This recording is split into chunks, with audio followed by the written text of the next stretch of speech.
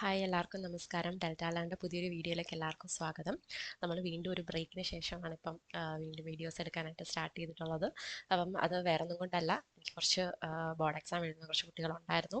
അപ്പോൾ അവർക്ക് ഒരു പോർഷൻ തീർക്കലും അതുപോലെ തന്നെ ഫൈനലായിട്ടുള്ള ഒരു പ്രിപ്പറേഷൻ അറിയായിരിക്കും. മാർച്ചിൽ എല്ലാവർക്കും 12th ബോർഡ് എക്സാം സ്റ്റാർട്ട് ചെയ്യുകയാണ്. അപ്പോൾ അതിന് മുന്നേ ഉള്ളൊരു 11th and 12th ഒരു ചെറിയൊരു റിവിഷൻ സെഷനുകളൊക്കെ കാരണമാണ് ഒരാഴ്ചയായിട്ട് എനിക്ക് വീഡിയോസ് എടുക്കാനുള്ള സമയം കിട്ടാതിരുന്നത്. അതുകൊണ്ടാണ് വീഡിയോസ് പോസ്റ്റ് ചെയ്യാൻ പറ്റാഞ്ഞത്. ഓക്കെ, അപ്പോൾ ഇനി അങ്ങോട്ട് നമുക്ക് ഹോപ്പ്ഫുള്ളി എല്ലാ ദിവസവും വീഡിയോസ് ഉണ്ടാവും. സോ നമ്മൾ മൊഡ്യൂൾ 6 ആയിരുന്നു നമ്മളത് സിലബസ്, പഴയ ഫിസിക്കൽ സയൻസിൻ്റെ സിലബസാണ് HSIയുടെ. സോ അതാണ് നമ്മളിപ്പോൾ ഫോളോ ചെയ്യുന്നത്. അപ്പം നമ്മൾ ഇതിൽ മൊഡ്യൂൾ 6-ൽ നമ്മൾ ഇപ്പം ബോണ്ടിങ്ങിൽ ഹൈബ്രിഡൈസേഷൻ ആയിരുന്നു പറഞ്ഞുകൊണ്ടിരുന്നത് ലാസ്റ്റ് ക്ലാസ്സിൽ അല്ലേ. നമ്മൾ എസും പി ഓർബിറ്റൽസും ഇൻവോൾവ് ചെയ്യുന്ന ഹൈബ്രിഡൈസേഷൻ വഴിയായിരുന്നു നമ്മൾ ഡിസ്കസ് ചെയ്തിട്ടുള്ളായിരുന്നു. സോ ഇന്ന് നമുക്ക് ഡി ഓർബിറ്റൽസ് ഇൻവോൾവ് ചെയ്യുന്ന ഹൈബ്രിഡൈസേഷനും അതിൻ്റെ കുറച്ച് എക്സാമ്പിൾസും കാണാം. ഓക്കെ, നമ്മൾ ഈ ഒരു ചാപ്റ്ററിൻ്റെ എൻഡിലോട്ട് വന്നിട്ടുണ്ട്. ഇനി ഒരു 1-2 വീഡിയോസിനുള്ളിൽ ഈ ഒരു ചാപ്റ്റർ കംപ്ലീറ്റ് ആവും. അപ്പം അത് കഴിഞ്ഞ ശേഷം നമ്മൾ ഫിസിക്സിൻ്റെ വീഡിയോസ് സ്റ്റാർട്ട് ചെയ്യും. ഓക്കെ, സോ ഈ ഒരു മൊഡ്യൂൾ അത്യാവശ്യം കുറച്ചുണ്ട് ഉള്ള ലെങ്തി ആയിട്ടുള്ള മൊഡ്യൂളാണ്. എന്നിരുന്നാലും നമ്മളിപ്പോൾ തന്നെ ഫസ്റ്റ് ഒരു ടോപ്പിക്സ് തീർന്നു കഴിഞ്ഞു. അത് അറ്റോമിക് സ്ട്രക്ചർ എന്ന് നമ്മൾ വീഡിയോ ഇട്ടിട്ടുണ്ട്, കാണാത്തവരാണ് കണ്ടു നോക്കുക. നെക്സ്റ്റ് ഇപ്പോൾ നമ്മൾ കെമിക്കൽ ബോണ്ടിങ് ആൻഡ് മോളിക്കുലർ സ്ട്രക്ചറാണ് ഇത്രയും ഒരു ഭാഗം, അതാണ് ഇപ്പോൾ ചെയ്തുകൊണ്ടിരിക്കുന്നത്. അതും നമുക്കൊരു 1 or 2 daysനുള്ളിൽ അത് തീരും. അതിനുശേഷം നമുക്ക് മറ്റേ പീരിയോഡിക് ലോസ്, അതായത് നമ്മുടെ പീരിയോഡിക് ടേബിളിൻ്റെ ഒക്കെ ആ ഒരു ചാപ്റ്റർ ഉണ്ട്. ദെൻ ഓർഗനോമെറ്റാലിക് കോമ്പൗണ്ട്സ്, പിന്നെ മെറ്റൽസ്, അതിൻ്റെ റിഫൈനിങ് ഓഫ് മെറ്റൽസ്, അവരുടെ കോൺസെൻട്രേഷൻ, എക്സ്ട്രാക്ഷൻ, ആ ഒരു റീജിയനോട് ഉണ്ട്. ഓക്കെ, അപ്പം നമുക്ക് വീഡിയോയിലോട്ട് പോകാം. നമ്മൾ chemical structure chemical bonding and molecular structure എന്ന് പറയുന്ന ചാപ്റ്ററാണ് നമ്മളിപ്പോൾ എടുത്തുകൊണ്ടിരിക്കുന്നത്. നമ്മൾ അതിൽ ഹൈബ്രിഡൈസേഷനിൽ S and P orbitals involve ചെയ്യുന്ന ഹൈബ്രിഡൈസേഷൻ ഡിസ്കസ് ചെയ്ത് കഴിഞ്ഞിരിക്കുന്നു. അടുത്തത് ഡി ഓർബിറ്റൽസ് ഇൻവോൾവ് ചെയ്യുന്ന ഹൈബ്രിഡൈസേഷൻ ആണുള്ളത്. ഓക്കെ, പിന്നെ ഈ ടെക്സ്റ്റ് എന്താണ് ഏതാണെന്നൊക്കെ ഒരുപാട് പേര് ചോദിച്ചിട്ടുണ്ടായിരുന്നു. ഇത് NCERT തന്നെയാണ്, അല്ലെങ്കിൽ നമ്മുടെ SCERT, അതിൻ്റെ എന്താണ് മലയാളം വേർഷനാണ്. ഓക്കെ, NCERT ടെക്സ്റ്റ് ബുക്കിൻ്റെ മലയാളം വേർഷനാണ്. നിങ്ങൾക്ക് വെറുതെ ഗൂഗിളിൽ സെർച്ച് ചെയ്താൽ അത് ഡൗൺലോഡ് ചെയ്യാനായിട്ട് പറ്റും. ഇനി കിട്ടാത്തവരാണെങ്കിൽ ജസ്റ്റ് കമൻറ്റ് ചെയ്താൽ മതി, ഞാൻ അതിൻ്റെ ലിങ്ക് കമൻറ്റ് ബോക്സിൽ പ്രൊവൈഡ് ചെയ്യാം. ഓക്കെ, അപ്പോൾ നമുക്ക് നോക്കാം. മൂലകങ്ങളിലെ ഡി ഓർബിറ്റലുകൾ ഉൾപ്പെടുന്ന സങ്കരണം, അതായത് ഹൈബ്രിഡൈസേഷൻ ഇൻവോൾവിങ് എന്താണ് ഡി ഓർബിറ്റൽസ്. ഇനി നോക്കിക്കേ, മൂന്നാമത്തെ പീരീഡിലെ മൂലകങ്ങളിൽ sp ഓർബിറ്റലുകൾ കൂടാതെ ഡി ഓർബിറ്റലുകൾ കൂടെയുണ്ട്. സോ 3D ഓർബിറ്റലുകളുടെ ഊർജം 3s 3p എന്നീ ഓർബിറ്റലുകളുടേതിനോടും 4s 4p എന്നീ ഓർബിറ്റലുകളുടേതിനോടും ഏതാണ്ട് സമാനമാണ്. ഒന്നുമില്ല, അതായത് നമ്മുടെ മൂന്നാമത്തെ പീരീഡിലുള്ള എലമെൻസിനാണെന്ത് sp ഓർബിറ്റൽസിനെ കൂടാതെ ഡി ഓർബിറ്റലുകൾസും കൂടെ ഉണ്ട്. അപ്പം ഈ 3D ഓർബിറ്റലുകളുടെ എനർജി എന്ന് പറയുന്നത് 3s-ഉം 3p എന്താണ് ഏകദേശം ഒരേപോലെ ആയിരിക്കും. നമുക്ക് കമ്പാരബിൾ ആയിട്ടുള്ള എനർജീസ് ആയിരിക്കും. കാരണം അവർ നമുക്ക് ഓഫ് ബോ പ്രിൻസിപ്പിളിൽ നമ്മൾ എങ്ങനെയാണ് ഓരോ ഓർബിറ്റലുകളുടെ എനർജി എങ്ങനെയാണ് എഴുതുന്നത് നമ്മളവിടെ കണ്ടിട്ടുണ്ടായിരുന്നു. അപ്പോൾ അത് കണ്ടിട്ടില്ലേ നിങ്ങൾക്ക് ആ ഒരു ടെക്സ്റ്റിലെ ആ ഭാഗം ഒന്ന് റെഫർ ചെയ്യാം. നമ്മൾ എന്താണ് ഓർമ്മയുണ്ടായിരിക്കും നിങ്ങൾക്ക്. 1s 2s 2p 3s 3p 3d 4s 4p 4d അല്ല, ഇതിൽ എന്താണ് 3s-ഉം 3p-യും 3d എന്താണ് ഏകദേശം ഒരേ എന്താണ് ഊർജമാണെന്നാണ് പറയുന്നത്. അതേപോലെ തന്നെ 4s 4p എന്നീ മൂലകങ്ങൾ ഓർബിറ്റലുകളുടേതിനോടും ഏതാണ്ട് സമാനമാണ്. അതായത് 3s 4s 4p ഇതൊക്കെ എന്താണ് ഏകദേശം ഒരേ എനർജി ആണെന്നാണ് പറയുന്നത്. പക്ഷേ എന്നാൽ 3s 3p 3d അഥവാ 3d 4s 4p ഓർബിറ്റലുകൾ ഉൾപ്പെടുന്ന സങ്കരണങ്ങൾ സാധ്യമാണ്. എന്നാൽ 3p 4s ഓർബിറ്റലുകൾ തമ്മിൽ കാര്യമായ ഊർജ്ജ വ്യത്യാസം ഉള്ളതിനാൽ 3p 3d 4s ഓർബിറ്റലുകൾ തമ്മിൽ സങ്കരണം സാധ്യമല്ല. അപ്പോൾ ഒന്നുമില്ല, 3s 3p 3d വെച്ചിട്ട് നമുക്ക് ഹൈബ്രിഡൈസേഷൻ പോസിബിൾ ആണ്, അല്ലെങ്കിൽ 3d 4s 4p വെച്ചിട്ട് നമുക്ക് ഹൈബ്രിഡൈസേഷൻ പോസിബിൾ ആണ്. പക്ഷേ 3p 3d 4s അങ്ങനൊരു ഹൈബ്രിഡൈസേഷൻ എന്താണ് നമുക്ക് പോസിബിൾ അല്ല എന്നാണ് പറയുന്നത്. അതൊന്നുമില്ല, നമുക്ക് ജസ്റ്റ് എക്സാമ്പിൾസ് പറയുമ്പോൾ കുറച്ചുകൂടെ മനസ്സിലാവും. സോ നോക്കിക്കേ, SPD ഓർബിറ്റലുകൾ പങ്കെടുക്കുന്ന സങ്കരണങ്ങളെ താഴെ കൊടുത്തിരിക്കുന്ന രീതിയിൽ സംഗ്രഹിക്കാം. അതായത് ഈ ഒരു ടേബിളാണ് കൊടുത്തിട്ടുള്ളത്. അപ്പോൾ ഇതിനകത്ത് ഏറ്റവും ഇമ്പോർട്ടൻ്റ് ആയിട്ടുള്ളത് ഈ ഹൈബ്രിഡൈസേഷൻ, അതിൻ്റെ ഷേപ്പ്, എന്താണ് തന്മാത്ര അല്ലെങ്കിൽ അയണിന്റെ ആകൃതി, അതായത് ഷേപ്പ് ആണ് ഇവിടെ കൊടുത്തിട്ടുള്ളത്. അതുപോലെ തന്നെ ഓർബിറ്റലുകൾ, അത് നമുക്ക് ഈ ഹൈബ്രിഡൈസേഷനിൽ നിന്ന് തന്നെ ഈ ഒരു ഓർബിറ്റലുകളുടെ കാര്യം പറയാവുന്നതാണ്. പിന്നെ എക്സാമ്പിൾസ് വളരെയധികം ഇമ്പോർട്ടൻ്റ് ആണ്. ഓക്കെ, അപ്പം നിങ്ങൾ അത് നോക്കിക്കോണം. അപ്പം DsP2 അതാണ് ആദ്യത്തെ ഹൈബ്രിഡൈസേഷൻ. അതിലെന്താണ് സമതലീയ ചതുരം അല്ലെങ്കിൽ എന്താണ് സ്ക്വയർ പ്ലനാർ ആണത്. ഇത് നമ്മൾ നേരത്തെ വേറെ കുറെ ചാർട്ട് കണ്ടായിരുന്നു, ഒരുപാട് ഷേപ്പും അവിടെ ഹൈബ്രിഡൈസേഷനും എക്സാമ്പിളും. അപ്പം അത് ഇമ്പോർട്ടൻ്റ് ആണ്, അത് നോക്കിക്കോണം. അതുപോലെ sp3d അല്ലെ, ഇപ്പൊ DsP2 വരുമ്പോൾ എന്താണ് ഒരു d ഓർബിറ്റൽ, ഒരു s ഓർബിറ്റൽ, രണ്ട് p ഓർബിറ്റൽ. അതേപോലെ sp3d വരുമ്പോൾ എന്താണ് ഒരു s ഓർബിറ്റൽ, മൂന്ന് p ഓർബിറ്റൽ, ഒരു d ഓർബിറ്റൽ. ഇതെല്ലാം കൂടെ കമ്പൈൻ ചെയ്യുന്നു അല്ലെങ്കിൽ ഹൈബ്രിഡൈസ് ചെയ്യുന്നു, അതാണ് അർത്ഥം. സോ അതിന്റെ എക്സാമ്പിൾസ് നോക്കിക്കോ. ഇവിടെ PF5, PCl5, sp3d. അടുത്തത് sp3d2 എന്താണ് BRF5 ആണ്, XCOF4 ആണ്. എക്സാമ്പിൾസ് അതെന്താണ് സമചതുര സ്തൂപിക അല്ലെങ്കിൽ എന്താണ് സ്ക്വയർ പിരമിഡൽ ആണ്. sp3dക്ക് എന്താണ് ത്രികോണീയ ദ്വിപിരമിഡീയം, അതറിയായിരിക്കുമല്ലോ, ട്രയാഗണൽ ബൈപിരമിഡൽ. PCl5 ട്രയാഗണൽ ബൈപിരമിഡൽ ആണ്. sp3d ഹൈബ്രിഡൈസേഷൻ വളരെ ഇമ്പോർട്ടൻ്റ് ആണ് കേട്ടോ. അതേപോലെ തന്നെ എന്താണ് sp3d2 അല്ലെങ്കിൽ d2sp3 എന്ന് പറയുന്ന ഹൈബ്രിഡൈസേഷൻ എന്താണ് ഒക്ടാഹെഡ്രൽ ആണ് അല്ലെ, അഷ്ടഫലകീയം അല്ലെങ്കിൽ ഒക്ടാഹെഡ്രൽ എന്ന് പറയും. അതിന് എക്സാമ്പിൾ ഉണ്ട് SF6. ഇത് വളരെ ഇമ്പോർട്ടൻ്റ് ആണ്, SF6 അല്ലെങ്കിൽ CrF6 3-, ഇവിടെ ഒരു മൈനസ് ഉണ്ട് കേട്ടോ. അതുപോലെ CONH3 × 6 3+, ഇവിടെ 3+ ആണ്. അപ്പൊ ഇതൊക്കെ എന്താണ് ഇതിന്റെ എക്സാമ്പിൾസ് ആണ്. ഓക്കെ, അപ്പൊ അതെല്ലാം നോക്കിക്കോളുക. സോ ഇനി നമുക്ക് ഇതിന്റെ PCl5ഉം SF6ഉം ആണ് നമുക്ക് എക്സ്പ്ലനേഷൻ ആയിട്ട് കൊടുത്തിട്ടുള്ളത്. സോ അത് നമുക്ക് നോക്കാം. ആദ്യം എന്താണ് PCl5 തന്മാത്രയുടെ രൂപീകരണം അല്ലെങ്കിൽ sp3d ഹൈബ്രിഡൈസേഷൻ എങ്ങനെ ഫോം ചെയ്ത് PCl5 എങ്ങനെ ഫോം ചെയ്യുന്നു, അവരുടെ ഷേപ്പ് എന്താണ്, ഇതൊക്കെയാണ് നമ്മൾ നോക്കാൻ പോകുന്നത്. അപ്പൊ എന്താണ് ഫോസ്ഫറസ് ആണ് സെൻട്രൽ ആറ്റം. അപ്പൊ ഫോസ്ഫറസിന്റെ അറ്റോമിക് നമ്പർ എവിടെ എഴുതിയേക്കുന്നത് 15. അപ്പൊ എന്താ 15 ഇലക്ട്രോൺസ് ആണുള്ളത് അല്ലെ. അപ്പൊ ഇലക്ട്രോണിക് കോൺഫിഗറേഷൻ അറിയാലോ, 2 8 5 എന്ന് വരും. അപ്പൊ ഔട്ടർ മോസ്റ്റ് ഷെല്ലിൽ 5 ഇലക്ട്രോൺസ് ആണുള്ളത് അല്ലെ. അതാണ് ഈ നിമ്നോർജ അവസ്ഥ അല്ലെങ്കിൽ ഗ്രൗണ്ട് സ്റ്റേറ്റിലെ ഇലക്ട്രോണിക് കോൺഫിഗറേഷൻ ആണ് ഇവിടെ കൊടുത്തിട്ടുള്ളത്. നിമ്നോർജ അവസ്ഥയിലും ഉത്തേജിത അവസ്ഥയിലുമുള്ള ഇലക്ട്രോണിക് വിന്യാസങ്ങൾ താഴെ കൊടുത്തിരിക്കുന്നു. ആദ്യം ഗ്രൗണ്ട് സ്റ്റേറ്റിലെ ഔട്ടർ മോസ്റ്റ് ഇലക്ട്രോൺസിന്റെ എണ്ണം എത്രയാണ് 5 ആണ്. അതാണ് നമ്മുടെ 3s 2 3p3. ഇതാണ് ഔട്ടർ മോസ്റ്റ് ഷെല്ലിൽ വരുന്നത്. നിങ്ങൾക്ക് അറിയാമെന്ന് വിചാരിക്കുന്നു. 1s2 2s2 2p6 3s2 3p3. ഇതാണ് കോൺഫിഗറേഷൻ അല്ലെ. ഇതാണ് ഫോസ്ഫറസിന്റെ ഇലക്ട്രോണിക് കോൺഫിഗറേഷൻ. അപ്പൊ നോക്കിക്കേ, അതിൽ ലാസ്റ്റ് ഔട്ടർ മോസ്റ്റ് ഷെല്ലിലെ ഗ്രൗണ്ട് സ്റ്റേറ്റിലുള്ള ഇലക്ട്രോണിക് കോൺഫിഗറേഷൻ ആണ് നമ്മൾ ഇവിടെ എടുത്തിട്ടുള്ളത്. നോക്കുകയാണെങ്കിൽ 3sൽ 2 ഇലക്ട്രോൺസ്, 3pയിൽ 3 ഇലക്ട്രോൺസ്. 3d എന്താണ് വേക്കന്റ് ആയിട്ടാണ് കിടക്കുന്നത്. ഇനി എന്താ ഫോസ്ഫറസ് ഒന്നും അതിന് ചുറ്റും എന്താണ് 5 ക്ലോറിൻ ആറ്റംസ് ആണുള്ളത്. 5 ക്ലോറിനുമായിട്ടാണ് ബോണ്ട് ഫോം ചെയ്യേണ്ടത് അല്ലെ. അപ്പൊ എന്താ വേണ്ടത്, ഈ ഇവിടെ നോക്കിക്കേ 3 അൺപെയർഡ് ആയിട്ടുള്ള ഇലക്ട്രോൺസ് ഉള്ള ഓർബിറ്റൽസേ ഉള്ളൂ. നമുക്ക് എന്താ 5 എണ്ണം വേണം. 5 എണ്ണം ഉണ്ടെങ്കിലല്ലേ ഹൈബ്രിഡൈസേഷൻ നടക്കുകയുള്ളൂ. അപ്പൊ അതിന് വേണ്ടിയിട്ട് എന്താണ് ഈ 3sലെ ഒരു ഇലക്ട്രോൺ എന്ത് ചെയ്യുന്നു, എക്സൈറ്റഡ് ആയിട്ടുള്ള 3dയിലെ ഒരു വേക്കന്റ് ഓർബിറ്റലിലോട്ട് പോകുന്നു. അങ്ങനെയാണ് എന്ത് 3sൽ ഒരു സിംഗിൾ ഇലക്ട്രോൺ ആയി, അതായത് അൺപെയർഡ് ഇലക്ട്രോൺ ആയി. 3pയിൽ 3 അൺപെയർഡ് ഇലക്ട്രോൺ, 3dയിൽ ഒരു അൺപെയർഡ് ഇലക്ട്രോൺ. അപ്പൊ മൊത്തത്തിൽ എന്താണ് 5 അൺപെയർഡ് ഇലക്ട്രോൺസ് ആയി. അപ്പൊ ഈ 5 അൺപെയർഡ് ഇലക്ട്രോൺസ് ഉള്ള ഈ ഓർബിറ്റൽസ് അല്ലെ അൺപെയർഡ് ആയിട്ടുള്ള ഓർബിറ്റൽസ് എന്ത് ചെയ്യുന്നു, ക്ലോറിന്റെ ഓർബിറ്റൽസ് ആയിട്ട് എന്ത് ചെയ്യുന്നു, ഹൈബ്രിഡൈസ് ചെയ്യുന്നു. ഓക്കെ, ഇപ്പൊ ഇവിടെ ഫ്ലൂറിൻ ആണ് എഴുതിയിരിക്കുന്നത്. ഫ്ലൂറിൻ അല്ല, ഇതെന്താണ് ക്ലോറിൻ ആണ് അല്ലെ. PCl5ന്റെ കാര്യമാണ് നമ്മൾ പറയുന്നത്. സോ ഇതെല്ലാം ക്ലോറിൻ ആറ്റമായിട്ട് എന്ത് ചെയ്യുന്നു, ഹൈബ്രിഡൈസ് ചെയ്യുന്നു. അങ്ങനെ എന്താണ് അപ്പം ഒരു എസ്, 3p, ഒരു d ഓർബിറ്റൽ. അതുകൊണ്ടാണ് ഇതെന്ത് sp3d ഹൈബ്രിഡൈസേഷൻ ആയിട്ട് മാറിയത്. ഓക്കെ അല്ലേ. അപ്പൊ ഗ്രൗണ്ട് സ്റ്റേറ്റില് ഫോസ്ഫറസിന്റെ 3s2 3p3 ആയിരുന്നു. അതിൽ എക്സൈറ്റഡ് സ്റ്റേറ്റിൽ വന്നപ്പോഴത്തേക്കും 3sൽ ഒരു ഇലക്ട്രോൺ എക്സൈറ്റഡ് ആയി 3dയിലോട്ട് പോയി. അപ്പം മൊത്തം 5 അൺപെയർഡ് ആയിട്ടുള്ള ഓർബിറ്റൽസ് ആയി. അപ്പൊ എന്ത് ചെയ്യുന്നു, അവർ ഹൈബ്രിഡൈസേഷനിൽ ഏർപ്പെടുന്നു. അത് 1s 3p 1d. അങ്ങനെ അതുകൊണ്ടാണ് sp3d ഹൈബ്രിഡൈസേഷൻ ആണ് നമ്മുടെ PCl5നുള്ളത്. അപ്പൊ നോക്കിക്കേ എന്താ പറയുന്നത്, ഇപ്പോൾ ലഭ്യമായ 5 ഓർബിറ്റലുകൾ, അതായത് ഒരു s 3p ഒരു d എന്നീ ഓർബിറ്റലുകൾ സങ്കരണത്തിൽ പങ്കെടുക്കുകയും 5 sp3d സങ്കര ഓർബിറ്റലുകൾ ഉണ്ടാവുകയും ചെയ്യുന്നു. അപ്പൊ ചിത്രം 4.17 കൊടുത്തിരിക്കുന്നത് പോലെ ഓർബിറ്റലുകൾ ഒരു ത്രികോണീയ ദ്വിപിരമിഡൽ മൂലകളിലേക്ക് കേന്ദ്രീകരിക്കുന്നു അല്ലെ. അപ്പം എന്താണ് ട്രയാഗണൽ ബൈപിരമിഡൽ ആണ് PCl5ന്റെ ഷേപ്പ് എന്ന് പറയുന്നത്. ഈ ബോണ്ട് ആംഗിളിനെ കുറിച്ചൊക്കെ ഇവിടെ പറയുന്നുണ്ട്. നോക്കിക്കേ,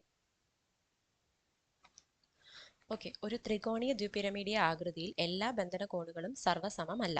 PCl5-ൽ ഫോസ്ഫറസിന്റെ 5 sp3d ഓർബിറ്റലുകൾ ക്ലോറിൻ ആറ്റങ്ങളുടെ ഒരു ഇലക്ട്രോൺ മാത്രമുള്ള p ഓർബിറ്റലുകളുമായി അതിവ്യാപനം ചെയ്യുകയും 5 PCl സിഗ്മ ബന്ധനങ്ങൾ രൂപപ്പെടുകയും ചെയ്യുന്നു. അത് നിങ്ങൾക്ക് മനസ്സിലായി കാണുമല്ലോ. അതായത് ഫോസ്ഫറസിന് എന്താണ് 5 sp3d ഹൈബ്രിഡൈസ്ഡ് ഓർബിറ്റൽസ് ആണ് ഉള്ളത്. അപ്പോൾ 5 ഓർബിറ്റലുകളും എന്താണ് 5 ക്ലോറിൻ ആറ്റം ഉണ്ട് അല്ലെ. അപ്പോൾ 5 ക്ലോറിൻ ആറ്റത്തിന്റെ അതിന്റെ ഓരോ എന്താണ് സിംഗിൾ ഇലക്ട്രോൺ മാത്രമുള്ള അല്ലെങ്കിൽ അൺപെയർഡ് ആയിട്ടുള്ള ഇലക്ട്രോൺ ഉള്ള ഓരോ പി ഓർബിറ്റലുകളുമായിട്ട് എന്ത് ചെയ്യുന്നു, ഹൈബ്രിഡൈസ് ചെയ്യുന്നു. അങ്ങനെ ഫോസ്ഫറസ് ക്ലോറിൻ ബോണ്ടുകൾ ഉണ്ടാകുന്നു, ഫോസ്ഫറസ് ക്ലോറിൻ സിഗ്മ ബോണ്ട്സ് ഉണ്ടാകുന്നു. അപ്പോൾ ഇതിലെ എല്ലാ ബന്ധന കോഡുകളും, അതായത് എല്ലാ ബോണ്ട് ആംഗിളും എന്താണ് ഈക്വൽ അല്ല എന്നാണ് പറയുന്നത്. ഏതാണ് ഇതിന്റെ ഷേപ്പ്? ട്രയാഗണൽ ബൈപിരമിഡിലാണ് അല്ലെങ്കിൽ ത്രികോണീയ ദ്വിപിരമിഡീയം. അപ്പോൾ അതിലെന്താ നടക്കുന്നത്? ഇതിൽ 3 PCl ബന്ധനങ്ങൾ ഒരു തലത്തിൽ ക്രമീകരിക്കുന്നു. അപ്പൊ 3 PCl ബോണ്ടുകൾ എന്ന് പറയുന്നത് ഒരു പ്ലെയിനിലായിരിക്കും ഉണ്ടാകുന്നത്. അവ തമ്മിലുള്ള ബോണ്ട് ആംഗിൾ എന്ന് പറയുന്നത് എന്താണ്? 120 ഡിഗ്രി ആണ്. ഇപ്പൊ ഇവിടെ PCl5ന്റെ ഒരു സ്ട്രക്ചർ ഇവിടെ കൊടുത്തിട്ടുണ്ട്. അപ്പം നോക്കുവാണെങ്കിൽ നോക്കിക്കേ, ഇത് ഉണ്ടല്ലേ, ഇത് നിങ്ങൾക്ക് മനസ്സിലായി കാണുമല്ലോ. 1 2 3 4 5 അല്ലെ, 5 ക്ലോറിൻ ഉണ്ട് ഫോസ്ഫറസിന് ചുറ്റും. ജസ്റ്റ് ഒന്ന് വരയ്ക്കുകയാണെങ്കിൽ PCl, ഇങ്ങോട്ടൊരു Cl, then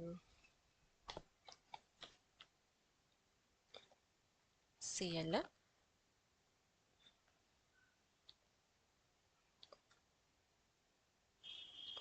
ഓക്കെ. അപ്പോൾ ഇതാണ് ഫോസ്ഫറസിന്റെ ഒരു ഷേപ്പ് എന്ന് പറയുന്നത്. അപ്പോൾ ആദ്യം മറ്റേ 3 ബോണ്ടുകൾ, അതായത് PCl ബോണ്ടുകൾ എന്താണ് ഒരു പ്ലെയിനിലായിരിക്കും. അവ തമ്മിലുള്ള ബോണ്ട് ആംഗിൾ എന്ന് പറയുന്നത് എന്തായിരിക്കും? 120 ഡിഗ്രി ആയിരിക്കും. സോ അപ്പോൾ ഈ ഒരു ബോണ്ട് ആംഗിൾ ആണ് എന്ന് പറയുന്നത് 120 ഡിഗ്രി എന്ന് പറയുന്നത്. ഈ ബന്ധനങ്ങളെ നിരക്ഷീയ ബന്ധനങ്ങൾ അല്ലെങ്കിൽ ഇക്വിറ്റോറിയൽ ബോണ്ടുകൾ എന്നാണ് വിളിക്കുന്നത്. ഓക്കെ, ആ ബോണ്ടിനെ എന്താണ് ഇക്വിറ്റോറിയൽ ബോണ്ട് എന്നാണ് വിളിക്കുന്നത്. അതുപോലെ 2 എണ്ണം ഉണ്ടല്ലോ, പിന്നെ 2 PCl ബന്ധനങ്ങൾ ഉണ്ടല്ലോ, അവരെന്താണ് അതിൽ ഒരെണ്ണം ഈ നിരക്ഷീയ തലത്തിന് മുകളിലേക്കും മറ്റൊന്ന് ഇതിന് താഴേക്കുമാണ്. അത് നിങ്ങൾക്ക് കാണാമല്ലോ, മുകളിലോട്ടും താഴോട്ടുമുള്ള ഇതാണ് ആക്സിയൽ ബോണ്ട് എന്നാണ് വിളിക്കുന്നത്. അതിനെ എന്താണ് അക്ഷീയ ബന്ധനങ്ങൾ അല്ലെങ്കിൽ ആക്സിയൽ ബോണ്ട് എന്ന് പറയുന്നത്. അപ്പോൾ 2 തരത്തിലുള്ള ബോണ്ട് ഉണ്ട്. ആദ്യത്തെ ഒരു 3 എണ്ണം ഒരു പ്ലെയിനിലുള്ള ആ ഒരു 3 PCl ബോണ്ടുകളെ നമ്മൾ ഇക്വിറ്റോറിയൽ ബോണ്ട് എന്ന് വിളിക്കുന്നു. അവരുടെ ഇടയിലുള്ള ബോണ്ട് ആംഗിൾ 120 ഡിഗ്രിയാണ്. അടുത്ത വേറെ 2 PCl ബോണ്ടുകളുണ്ട്, ഒരെണ്ണം മുകളിലോട്ടും ഒരെണ്ണം താഴോട്ടും. അവരെയാണ് എന്താ അക്ഷീയ ബന്ധനങ്ങൾ അല്ലെങ്കിൽ ആക്സിയൽ ബോണ്ട് എന്ന് പറയുന്നത്. അവരുടെ ബോണ്ട് ആംഗിൾ എത്രയാണ്? 90 ഡിഗ്രിയാണ്, 90 ഡിഗ്രിയാണ്. സോ അക്ഷീയ ബന്ധന ജോഡികൾ നിരക്ഷീയ ബന്ധന ജോഡികളിൽ നിന്ന് കൂടുതൽ വികർഷണം നേരിടുന്നതിനാൽ അക്ഷീയ ബന്ധനങ്ങൾ നിരക്ഷീയ ബന്ധനങ്ങളെക്കാൾ അല്പം നീളക്കൂടുതലായിരിക്കും അല്ലെ. അപ്പൊ എന്താണ് ആക്സിയൽ ബോണ്ടിന്റെ ബോണ്ട് ലെങ്ത് എന്ന് പറയുന്നത് എന്താണ് ഇക്വിറ്റോറിയൽ ബോണ്ടിനെക്കാട്ടിലും കുറച്ച് കൂടുതലായിട്ട്. ആക്സിയൽ ബോണ്ട് എന്ന് പറഞ്ഞാൽ മുകളിലോട്ടും താഴോട്ടും ഉള്ളതാണ്. അപ്പൊ ഇവരുടെ ബോണ്ട് ലെങ്ത് എന്ന് പറയുന്നത് എന്താണ് ആ ഇക്വിറ്റോറിയൽ ബോണ്ടിനെക്കാട്ടിലും എന്താണ് കുറച്ച് നീളം കൂടുതലായിരിക്കും.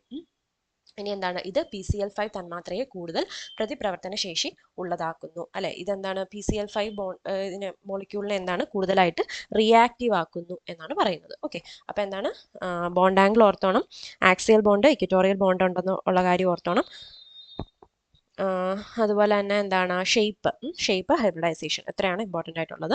അടുത്ത എന്താണ് SF6 തന്മാത്രയുടെ രൂപീകരണം. SF6 മോളിക്യൂളിലോട്ട് വരുമ്പോഴത്തേക്കും എന്താണ് ഹൈബ്രിഡൈസേഷൻ sp3d2 ഹൈബ്രിഡൈസേഷൻ ആണുള്ളത് അല്ലെ. അപ്പൊ SF6 സൾഫർ ആണ് എന്താണ് സെൻട്രൽ ആറ്റം. അതിന്റെ ഗ്രൗണ്ട് സ്റ്റേറ്റ് കോൺഫിഗറേഷൻ എന്താണ് 3s2 3p4 ആണ് അല്ലെ. മറ്റേത് സൾഫർ എന്താണ് 16 ഇലക്ട്രോൺസ് ആണുള്ളത് അല്ലെ. സൾഫറിന്റെ അറ്റോമിക് നമ്പർ 16 ആണ്. അപ്പൊ ഇവിടെ 15 ഉള്ള ഫോസ്ഫറസിന്റെ ഇലക്ട്രോണിക് കോൺഫിഗറേഷൻ നമ്മൾ കണ്ടു. എന്താണ് ഔട്ടർ മോസ്റ്റ് ഷെല്ലിൽ 3s2 3p3 ആയിരുന്നു. അതിൻ്റെ കൂടെ ഒരു ഇലക്ട്രോണും കൂടെ കൂട്ടിയാൽ പോരെ. അപ്പോൾ നമുക്ക് എന്താണ് സൾഫറിന് കിട്ടും, അതായത് 3s2 3p4. ഇപ്പോൾ 3s2 3p4 ആണ് സൾഫറിന്റെ ഔട്ടർ മോസ്റ്റ് ഷെല്ലിലെ ഇലക്ട്രോണിക് കോൺഫിഗറേഷൻ എന്ന് പറയുന്നത്. അപ്പൊ എന്താണ് ഉത്തേജിതാവസ്ഥ, ഇത് ഗ്രൗണ്ട് സ്റ്റേറ്റിലാണല്ലോ. അപ്പോൾ ഉത്തേജിതാവസ്ഥയിൽ ലഭ്യമായ 6 ഓർബിറ്റലുകളിൽ, അതായത് ഒരു S 3 P 2 D എന്നീ ഓർബിറ്റലുകളിൽ ഓരോ ഇലക്ട്രോൺ വീതം ഉണ്ടാകും. ഈ ഓർബിറ്റലുകൾ സങ്കരണം ചെയ്യുമ്പോൾ 6 പുതിയ sp3d2 ഹൈബ്രിഡൈസ്ഡ് ഓർബിറ്റലുകൾ ഉണ്ടാകുന്നു. അത് കഴിഞ്ഞ് SF6-ൽ ഈ ഓർബിറ്റലുകൾ ഒരു അഷ്ടഫലകീയത്തിന്റെ 6 മൂലകളിലേക്ക് കേന്ദ്രീകരിക്കുന്നു. അതായത് ഒക്ടാഹെഡ്രലിന്റെ 6 മൂലകളിലേക്കാണ് എന്തെന്ന് പറയുന്നത് അതിന്റെ ഷേപ്പ് ഫോം ചെയ്യുന്നത്. അതുപോലെ ഈ 6 sp3d2 സങ്കര ഓർബിറ്റലുകൾ ഒരു ഇലക്ട്രോൺ വീതമുള്ള ഫ്ലൂറിൻ ആറ്റങ്ങളുടെ ഓർബിറ്റലുകളുമായി അതിവ്യാപനം ചെയ്യുന്നു. ഹൈബ്രിഡൈസ് ചെയ്തിട്ട് എന്താണ് 6 SF6 സിഗ്മ ബന്ധനങ്ങൾ ഉണ്ടാകുന്നു. ഓക്കെ അല്ലേ. അപ്പം 6 sp3d2 ഹൈബ്രിഡൈസ്ഡ് ഓർബിറ്റൽസ് ആണ് നമ്മുടെ സൾഫറിനുള്ളത്. ഇതെന്താണ് ഫ്ലൂറിൻ ആറ്റവുമായിട്ട് എന്ത് ചെയ്യുന്നു സിഗ്മ ബോണ്ട് ഫോം ചെയ്യുന്നു. 6 SF സിഗ്മ ബോണ്ടാണ് ഫോം ചെയ്യുന്നത്. അങ്ങനെയാണ് SF6 മോളിക്യൂള് ഉണ്ടാകുന്നത്. ആൻഡ് SF6 മോളിക്യൂളിൻ്റെ ഷേപ്പ് എന്താണ്? ഒക്ടാഹെഡ്രൽ ഷേപ്പ് ആണുള്ളത്. അതുപോലെ തന്നെ അഷ്ടഫലകീയം ഘടന എന്നാണ് അതിന് പറയുന്നത്. ഓക്കെ, അതിൻ്റെ പേരോട് ഓർത്തോണം. സോ ഇതാണ് ആ ഒരു ഷേപ്പ് എന്ന് പറയുന്നത്. ഓക്കെ, അപ്പം ഇതിൻ്റെ ആ ഒരു ഇത് കൊടുത്തിട്ടുണ്ട് ഇവിടെ നോക്കണം. സൾഫർ ഗ്രൗണ്ട് സ്റ്റേറ്റ് നോക്കുകയാണെങ്കിൽ എന്താണ് കോൺഫിഗറേഷൻ 3s2 3p4 ആയിരുന്നു അല്ലേ. അപ്പോൾ അതാണ് നോക്കിക്കേ, 2 അൺപെയർഡ് ഇലക്ട്രോൺസേ ഉള്ളൂ. നമുക്ക് എന്താണ് 6 അൺപെയർഡ് ഇലക്ട്രോൺസ് ഉള്ള ഓർബിറ്റൽസ് വേണം. 6 ഓർബിറ്റൽസ് വേണം എന്ത് ഹൈബ്രിഡൈസേഷൻ നടക്കാനായിട്ട്, കാരണം 6 ഫ്ലൂറിൻ ആറ്റം ഉണ്ട് അല്ലേ. അപ്പോൾ എന്താ ചെയ്യേണ്ടത്? ഈ എസ്സിൽ ഒരു ഇലക്ട്രോൺ നമുക്ക് അങ്ങോട്ട് ജമ്പ് ചെയ്യിക്കാം. അതുപോലെ പിയിലെ ഒരു ഇലക്ട്രോണും 3Dയിലെ ഒരു ഓർബിറ്റലിലോട്ട് പോകും. അപ്പോൾ അങ്ങനെയാണ് എക്സൈറ്റഡ് സ്റ്റേറ്റിലോട്ട് വരുന്നത്. അപ്പോൾ നോക്കിക്കേ, 3s1 3pയിൽ 3 ഇലക്ട്രോൺ, 3Dയിൽ 2 ഇലക്ട്രോൺസ്. അപ്പോൾ എന്താണ് മൊത്തത്തിൽ 6 അൺപെയർഡ് ഇലക്ട്രോൺസ് ഉള്ള ഓർബിറ്റൽസ് ആയി. അവരെന്താണ് ഫ്ലൂറിൻ ആറ്റത്തിന്റെ ഓർബിറ്റൽസുമായിട്ട് എന്ത് ചെയ്യുന്നു? ഹൈബ്രിഡൈസ് ചെയ്യുന്നു. അങ്ങനെ SF6 മോളിക്യൂൾ ഫോം ചെയ്യുന്നു. ഓക്കെ, അപ്പോൾ sp3d2 ഹൈബ്രിഡൈസേഷൻ ആണ്, ഒക്ടാഹെഡ്രൽ ആണ് SF6ന്റെ ഷേപ്പ് എന്ന് പറയുന്നത്. ഓക്കെ, അപ്പോൾ നമ്മളിപ്പം ഹൈബ്രിഡൈസേഷൻ കണ്ടു, ഡിഫറെൻറ്റ് ടൈപ്സ് ഓഫ് ഹൈബ്രിഡൈസേഷൻ, അതിൻ്റെ എക്സാമ്പിൾസ്, പിന്നെ മോളിക്യൂൾസിൻ്റെ ഷേപ്പ്, സ്ട്രക്ചർ, ഇതെല്ലാം നമ്മൾ ഡിസ്കസ് ചെയ്തു. അടുത്ത പുതിയൊരു തിയറി എന്ന് പറയുന്നത് എന്താണ്? മോളിക്കുലാർ ഓർബിറ്റൽ തിയറി അല്ലെങ്കിൽ MOT തിയറി എന്ന് പറയും. തന്മാത്ര ഓർബിറ്റൽ സിദ്ധാന്തം. ഓക്കെ, അപ്പോൾ ഇതെന്താണ്? 1932 F. ഹണ്ടും RS മുല്ലിക്കനുമാണ് ഈ ഒരു സിദ്ധാന്തം എന്താണ് പ്രപ്പോസ് ചെയ്തത്. അപ്പോൾ ഈ സിദ്ധാന്തത്തിൻ്റെ പ്രധാന സവിശേഷതകൾ എന്തൊക്കെയാണെന്ന് നമുക്ക് നോക്കാം. ആറ്റങ്ങളിൽ ഇലക്ട്രോണുകൾ വ്യത്യസ്ത അറ്റോമിക ഓർബിറ്റലുകളിൽ കാണപ്പെടുന്നത് പോലെ ഒരു തന്മാത്രയിൽ ഇലക്ട്രോണുകൾ വ്യത്യസ്ത തന്മാത്രാ ഓർബിറ്റലുകളിൽ കാണപ്പെടുന്നു. എന്താണ്? ആറ്റംസിൽ ഇലക്ട്രോൺസ് നമ്മൾ എവിടെയാണ് അറേഞ്ച് ചെയ്തത്? അറ്റോമിക് ഓർബിറ്റൽസിലാണ് നമ്മൾ ഉണ്ടാകുന്നതാണ് പറഞ്ഞത്. അതേപോലെ തന്നെ മോളിക്യൂൾസിൽ എന്തായിരിക്കും? ഇലക്ട്രോണുകൾ മോളിക്കുലാർ ഓർബിറ്റലിലായിരിക്കും കാണപ്പെടുന്നത്. ക്ലിയർ അല്ലേ? ആറ്റംസിൽ അറ്റോമിക് ഓർബിറ്റലാണെങ്കിൽ മോളിക്യൂൾസിൽ മോളിക്കുലാർ ഓർബിറ്റലിലായിരിക്കും ഇലക്ട്രോൺസ് ഉണ്ടാവുക. അതുപോലെ സമാന ഊർജവും ശരിയായ സമിതിയുമുള്ള അറ്റോമിക് ഓർബിറ്റലുകൾ സംയോജിക്കുമ്പോൾ തന്മാത്രാ ഓർബിറ്റലുകൾ രൂപപ്പെടുന്നുണ്ട്. അപ്പോൾ എങ്ങനെയാണ്? പ്രോപ്പർ സിമെട്രിയും അതുപോലെ തന്നെ ഓൾമോസ്റ്റ് ഈക്വൽ ആയിട്ടുള്ള എനർജിയുമുള്ള അറ്റോമിക് ഓർബിറ്റൽസ് കമ്പൈൻ ചെയ്തിട്ടാണ് എന്ത്? മോളിക്കുലാർ ഓർബിറ്റൽസ് അല്ലെങ്കിൽ തന്മാത്രാ ഓർബിറ്റലുകൾ ഉണ്ടാവുന്നത്. അപ്പം അറ്റോമിക് ഓർബിറ്റലുകൾ ചേർന്ന് മോളിക്കുലാർ ഓർബിറ്റലുകൾ ഉണ്ടാവുന്നു. അതുപോലെ തന്നെ ഒരു അറ്റോമിക് ഓർബിറ്റലിലെ ഇലക്ട്രോണുകളെ ഒരു ന്യൂക്ലിയസ് മാത്രം സ്വാധീനിക്കുമ്പോൾ ഒരു തന്മാത്ര ഓർബിറ്റലുകളിലെ ഇലക്ട്രോണുകളെ തന്മാത്രയിലെ ആറ്റങ്ങളുടെ എണ്ണം അനുസരിച്ച് 2 അതിലധികമോ ന്യൂക്ലിയസുകൾ സ്വാധീനിക്കുന്നു. അതായത് ഒരു അറ്റോമിക് ഓർബിറ്റൽ ഏകകേന്ദ്രീയമായിരിക്കുമ്പോൾ ഒരു തന്മാത്ര ഓർബിറ്റൽ ബഹുകേന്ദ്രീയമാണ്. അപ്പോൾ എന്താ പറയുന്നത്? ഒരു അറ്റോമിക് ഓർബിറ്റലിൽ ഉള്ള ഇലക്ട്രോൺസിനെ എല്ലാം ഇൻഫ്ലുവൻസ് ചെയ്യുന്നത് എന്താണ്? ഒരു ന്യൂക്ലിയസ് ആണ് ഇൻഫ്ലുവൻസ് ചെയ്യുന്നത്. പക്ഷേ മോളിക്കുലാർ ഓർബിറ്റലിലോട്ട് വരുമ്പോഴത്തേക്കും അല്ലെങ്കിൽ തന്മാത്രയിലോട്ട് വരുമ്പോഴത്തേക്കും അവിടെ എന്താണ്? ഒന്നിൽ കൂടുതൽ ന്യൂക്ലിയസ് ഉണ്ട്. അതായത് ഒരു ആറ്റത്തിൽ അല്ലെങ്കിൽ ഒരു മോളിക്യൂളിലെ എണ്ണം അനുസരിച്ച് അല്ലെ, ഒരു മോളിക്യൂളിലെ ആറ്റങ്ങളുടെ എണ്ണം അനുസരിച്ച് എന്താണ്? ഒന്നോ അതിലധികമോ ന്യൂക്ലിയസുകൾ അതിനകത്തുണ്ട്. അപ്പോൾ ഈ ന്യൂക്ലിയസുകളെല്ലാം അതിലുള്ള ഇലക്ട്രോൺസിനെ എന്ത് ചെയ്യുന്നുണ്ട്? ഇൻഫ്ലുവൻസ് ചെയ്യുന്നുണ്ട്. ഒന്നുമില്ല, അറ്റോമിക് ഓർബിറ്റൽസിലാണെങ്കിൽ ഒരു ന്യൂക്ലിയസ് ആയിരിക്കും ഇലക്ട്രോൺസിനെ ഇൻഫ്ലുവൻസ് ചെയ്യുന്നത്. മോളിക്കുലാർ ഓർബിറ്റൽസിൽ വരുമ്പോഴത്തേക്കും 2 അതിലധികമോ ന്യൂക്ലിയസുകൾ ഇലക്ട്രോൺസിനെ എന്താണ്? ഇൻഫ്ലുവൻസ് ചെയ്യുന്നുണ്ട്. അതുകൊണ്ടാണ് നമ്മൾ അറ്റോമിക് ഓർബിറ്റൽസിനെ ഏകകേന്ദ്രീയം എന്ന് പറയുന്നത്, അല്ലെങ്കിൽ മോണോസെൻട്രിക്, ഒരു ന്യൂക്ലിയസ് ഉള്ളതുകൊണ്ട്. അതുപോലെ തന്മാത്ര ഓർബിറ്റലിന് എന്താണ് നമ്മൾ പറയുന്നത്? ബഹുകേന്ദ്രീയം എന്ന് പറയുന്നു, അല്ലെങ്കിൽ പോളിസെൻട്രിക്, ഒന്നിൽ കൂടുതൽ ന്യൂക്ലിയസുകൾ ഉള്ളതുകൊണ്ട്. ഓക്കെ, അപ്പോൾ നോക്കാം. രൂപപ്പെടുന്ന തന്മാത്ര ഓർബിറ്റലുകളുടെ എണ്ണം സംയോജിക്കുന്ന അറ്റോമിക ഓർബിറ്റലുകളുടെ എണ്ണത്തിന് തുല്യമായിരിക്കും. അതായത് എന്താണ്? എത്ര അറ്റോമിക ഓർബിറ്റലുകൾ സംയോജിക്കുന്നു അത്രയും തന്നെ തന്മാത്ര ഓർബിറ്റലുകൾ എന്ത് ചെയ്യുന്നു? ഉണ്ടാവുന്നു അല്ലെ. അപ്പൊ നോക്കിക്കേ, 2 അറ്റോമിക ഓർബിറ്റലുകൾ സംയോജിക്കുമ്പോൾ 2 തന്മാത്ര ഓർബിറ്റലുകൾ എന്ത് ചെയ്യുന്നു? ഉണ്ടാവുന്നു അല്ലെ. അപ്പൊ 2 അറ്റോമിക് ഓർബിറ്റൽസ് കമ്പൈൻ ചെയ്ത് 2 മോളിക്കുലാർ ഓർബിറ്റൽസ് ഉണ്ടാവുന്നു. അപ്പം ഇതിന്റെ ഒന്നിനെ ബന്ധന തന്മാത്ര ഓർബിറ്റൽ അല്ലെങ്കിൽ ബോണ്ടിങ് മോളിക്കുലാർ ഓർബിറ്റൽ എന്ന് വിളിക്കാം. മറ്റേതിനെ എന്താ നമ്മൾ വിളിക്കുന്നത്? പ്രതിബന്ധന തന്മാത്ര ഓർബിറ്റൽ അല്ലെങ്കിൽ ആന്റി ബോണ്ടിങ് മോളിക്കുലാർ ഓർബിറ്റൽ എന്ന് പറയും. ഓക്കെ, അപ്പം എന്താണ്? എത്ര അറ്റോമിക് ഓർബിറ്റൽസ് കമ്പൈൻ ചെയ്യുന്നു അത്രയും മോളിക്കുലാർ ഓർബിറ്റൽസ് ഉണ്ടാകുന്നു. അതായത് എക്സാമ്പിൾ ആയിട്ട് ഒരു രണ്ട് അറ്റോമിക് ഓർബിറ്റൽസ് ആണ് കമ്പൈൻ ചെയ്യുന്നതെങ്കിൽ രണ്ട് മോളിക്കുലർ ഓർബിറ്റൽസ് ഉണ്ടാകുന്നു. അതിൽ ഒന്നിനെ നമ്മൾ ബോണ്ടിങ് മോളിക്കുലർ ഓർബിറ്റൽ എന്നും മറ്റേതിനെ ആന്റി ബോണ്ടിങ് മോളിക്കുലർ ഓർബിറ്റൽ എന്നും വിളിക്കുന്നു. ഇനി ബന്ധന തന്മാത്ര ഓർബിറ്റലുകൾക്ക് തത്തുല്യമായ പ്രതിബന്ധന തന്മാത്ര ഓർബിറ്റലുകളേക്കാൾ ഊർജം കുറവും അതിനാൽ സ്ഥിരതയും കൂടുതലാണ്. അപ്പൊ എന്താണ് ബന്ധന തന്മാത്ര ഓർബിറ്റലുകൾ, അതായത് മോളിക്കുലാർ ഓർബിറ്റൽസിന്റെ കാര്യമാണ് പറയുന്നത്. Sorry, bonding molecular orbitals. Bonding molecular ഓർബിറ്റൽസിന് എനർജി എന്തായിരിക്കും? കുറവായിരിക്കും compared to the anti bonding molecular orbitals. അത് കാരണം അവർക്ക് സ്ഥിരത അല്ലെങ്കിൽ സ്റ്റെബിലിറ്റി എന്താണ്? കൂടുതലായിരിക്കും. അല്ലെ, നമുക്കറിയാം എനർജി കുറയുമ്പോഴാണ് സ്റ്റെബിലിറ്റി കൂടുന്നത്. ഓക്കെ, അപ്പൊ അതുകൊണ്ട് ബോണ്ടിങ് മോളിക്കുലാർ ഓർബിറ്റൽസിന് എനർജി കുറവും സ്റ്റെബിലിറ്റി എന്താണ്? കൂടുതലുമാണ്. ഓക്കെ, അറ്റോമിക് ഓർബിറ്റലുകൾ ഒരു ആറ്റത്തിലെ ന്യൂക്ലിയസിന് ചുറ്റും ഇലക്ട്രോണിനെ കാണാനുള്ള സാധ്യത സൂചിപ്പിക്കുന്നത് പോലെ തന്മാത്ര ഓർബിറ്റലുകൾ ഒരു തന്മാത്രയിലെ ഒരു കൂട്ടം ന്യൂക്ലിയസിന് ചുറ്റും ഇലക്ട്രോണിനെ കാണാനുള്ള സാധ്യത സൂചിപ്പിക്കുന്നു. സിമ്പിൾ അല്ലേ? മനസ്സിലാവുമല്ലോ. അതായത് അറ്റോമിക് ഓർബിറ്റൽസ് എന്ന് പറഞ്ഞാൽ ന്യൂക്ലിയസിന് ചുറ്റും ഇലക്ട്രോൺസിനെ കാണാൻ വേണ്ടിയിട്ടുള്ള ഒരു പ്രോബബിലിറ്റി ആയിരുന്നു. അതുപോലെ തന്നെ എന്താണ് ഈ മോളിക്കുലാർ ഓർബിറ്റൽ എന്ന് പറയുന്നത് എന്താണ്? അതും ഇത് തന്നെയാണ്. Electron probability around group of nucleus in a molecule, അതിനെയാണ് നമ്മൾ എന്ത് വിളിക്കുന്നത്? മോളിക്കുലാർ ഓർബിറ്റൽ എന്ന് വിളിക്കുന്നത്. Is given by the molecular orbit. ഇനി എന്താണ്? അറ്റോമിക് ഓർബിറ്റലുകളെ പോലെ തന്നെ തന്മാത്ര ഓർബിറ്റലുകളിലും ഇലക്ട്രോണുകൾ നിറയുന്നത് പാളിയുടെ ഒഴിവാക്കൽ തത്വം, ഹണ്ടിന്റെ നിയമം എന്നിവയ്ക്ക് വിധേയമായി ആഫ്ബാ തത്വം അനുസരിച്ചാണ്. ഓക്കെ, അപ്പൊ ആഫ്ബാ പ്രിൻസിപ്പിൾ, അതുപോലെ തന്നെ നമ്മുടെ polis exclusion principle, Hund's rule, അല്ലെ, ഈ എല്ലാ നിയമങ്ങളും, അതായത് നമ്മുടെ അറ്റോമിക് ഓർബിറ്റൽസിൽ കണ്ട എല്ലാ നിയമങ്ങളും ഇവിടെ എന്താണ്? നമ്മുടെ തന്മാത്ര ഓർബിറ്റലുകൾക്കും ബാധകമാണ്. ഓക്കെ അല്ലേ? അടുത്ത് നോക്കാം. തന്മാത്ര ഓർബിറ്റലുകളുടെ രൂപീകരണം അല്ലെങ്കിൽ അറ്റോമിക് ഓർബിറ്റലുകളുടെ രേഖീയ സംയോജനം അല്ലെങ്കിൽ linear combination of atomic orbitals. ഇത് നമ്മുടെ സിലബസിലുള്ളതാണ്. ഇതേപോലെ തന്നെ ഹെഡിങ് കൊടുത്തിട്ടുണ്ട്, linear combination of atomic orbitals. അതായത് അറ്റോമിക് ഓർബിറ്റൽസ് എന്താണ്? രേഖീയമായിട്ട് സംയോജിക്കുന്നു. ലീനിയർ ആയിട്ടുള്ള ഒരു കോമ്പിനേഷൻ ആണ് പറയുന്നത്. എന്താ നോക്കാം, എക്സാമ്പിൾ പറയുമ്പോൾ കുറച്ചുകൂടി മനസ്സിലാവും. തരംഗബല തന്ത്രം അല്ലെങ്കിൽ വേവ് മെക്കാനിക്സ് അനുസരിച്ച് അറ്റോമിക് ഓർബിറ്റലുകളെ സൂചിപ്പിക്കുവാൻ ഫലനങ്ങൾ ഉപയോഗിക്കുന്നു. അതായത് വേവ് ഫംഗ്ഷൻ, അല്ലെ, വേവ് ഫംഗ്ഷൻ യൂസ് ചെയ്തിട്ടാണ് നമ്മൾ ഒരു ഓർബിറ്റലിനെ റെപ്രസെന്റ് ചെയ്യുന്നത്. ഇത് നമ്മുടെ അറ്റോമിക് സ്ട്രക്ചർ എന്ന് പറയുന്ന ചാപ്റ്ററിൽ നമ്മൾ ഷ്രോഡിഞ്ചർ ഇക്വേഷൻ ഒക്കെ ജസ്റ്റ് ഒന്ന് കണ്ടിരുന്നു. അവിടെ നമ്മൾ പറഞ്ഞായിരുന്നു ഈ സൈ എന്ന് പറയുന്ന ലെറ്റർ ഉപയോഗിച്ചിട്ടാണ് നമ്മൾ വേവ് ഫംഗ്ഷനെ റെപ്രസെന്റ് ചെയ്യുന്നത്. അതുപോലെ അറ്റോമിക് ഓർബിറ്റൽസിനെ നമ്മൾ എന്താണ്? വേവ് ഫംഗ്ഷൻ വെച്ചിട്ടാണ് റെപ്രസെന്റ് ചെയ്യുന്നത്. ഓക്കെ, ഡിസ്ക്രൈബ് ചെയ്യുന്നതെന്ന് പറയാം. അപ്പം ആ വേവ് ഫംഗ്ഷൻ നമ്മൾ കൊടുക്കുന്ന ലെറ്റർ ആണ് സൈ എന്ന് പറയുന്നത്. ഓക്കെ, ഇനി ഇവ ഇലക്ട്രോൺ തരംഗങ്ങളുടെ ആയതിയെ സൂചിപ്പിക്കുന്നു. അപ്പൊ സൈ എന്ന് പറയുന്നത് ശരിക്കും എന്താണ്? ഇലക്ട്രോൺ വേവ്സിന്റെ ആംപ്ലിറ്റ്യൂഡ് ആണ്, അല്ലെ? ആംപ്ലിറ്റ്യൂഡ് എന്ന് പറയുന്നതാണ് ആയതി എന്ന് പറയുന്നത്. ഓക്കെ, അപ്പൊ സൈ ഇതിൽ എന്താണ്? ഇലക്ട്രോൺ തരംഗങ്ങളുടെ ആംപ്ലിറ്റ്യൂഡ് ആണ് സൂചിപ്പിക്കുന്നത്.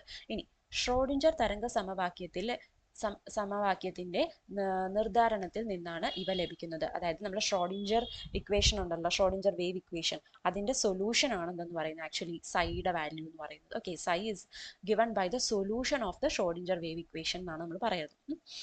ഇനി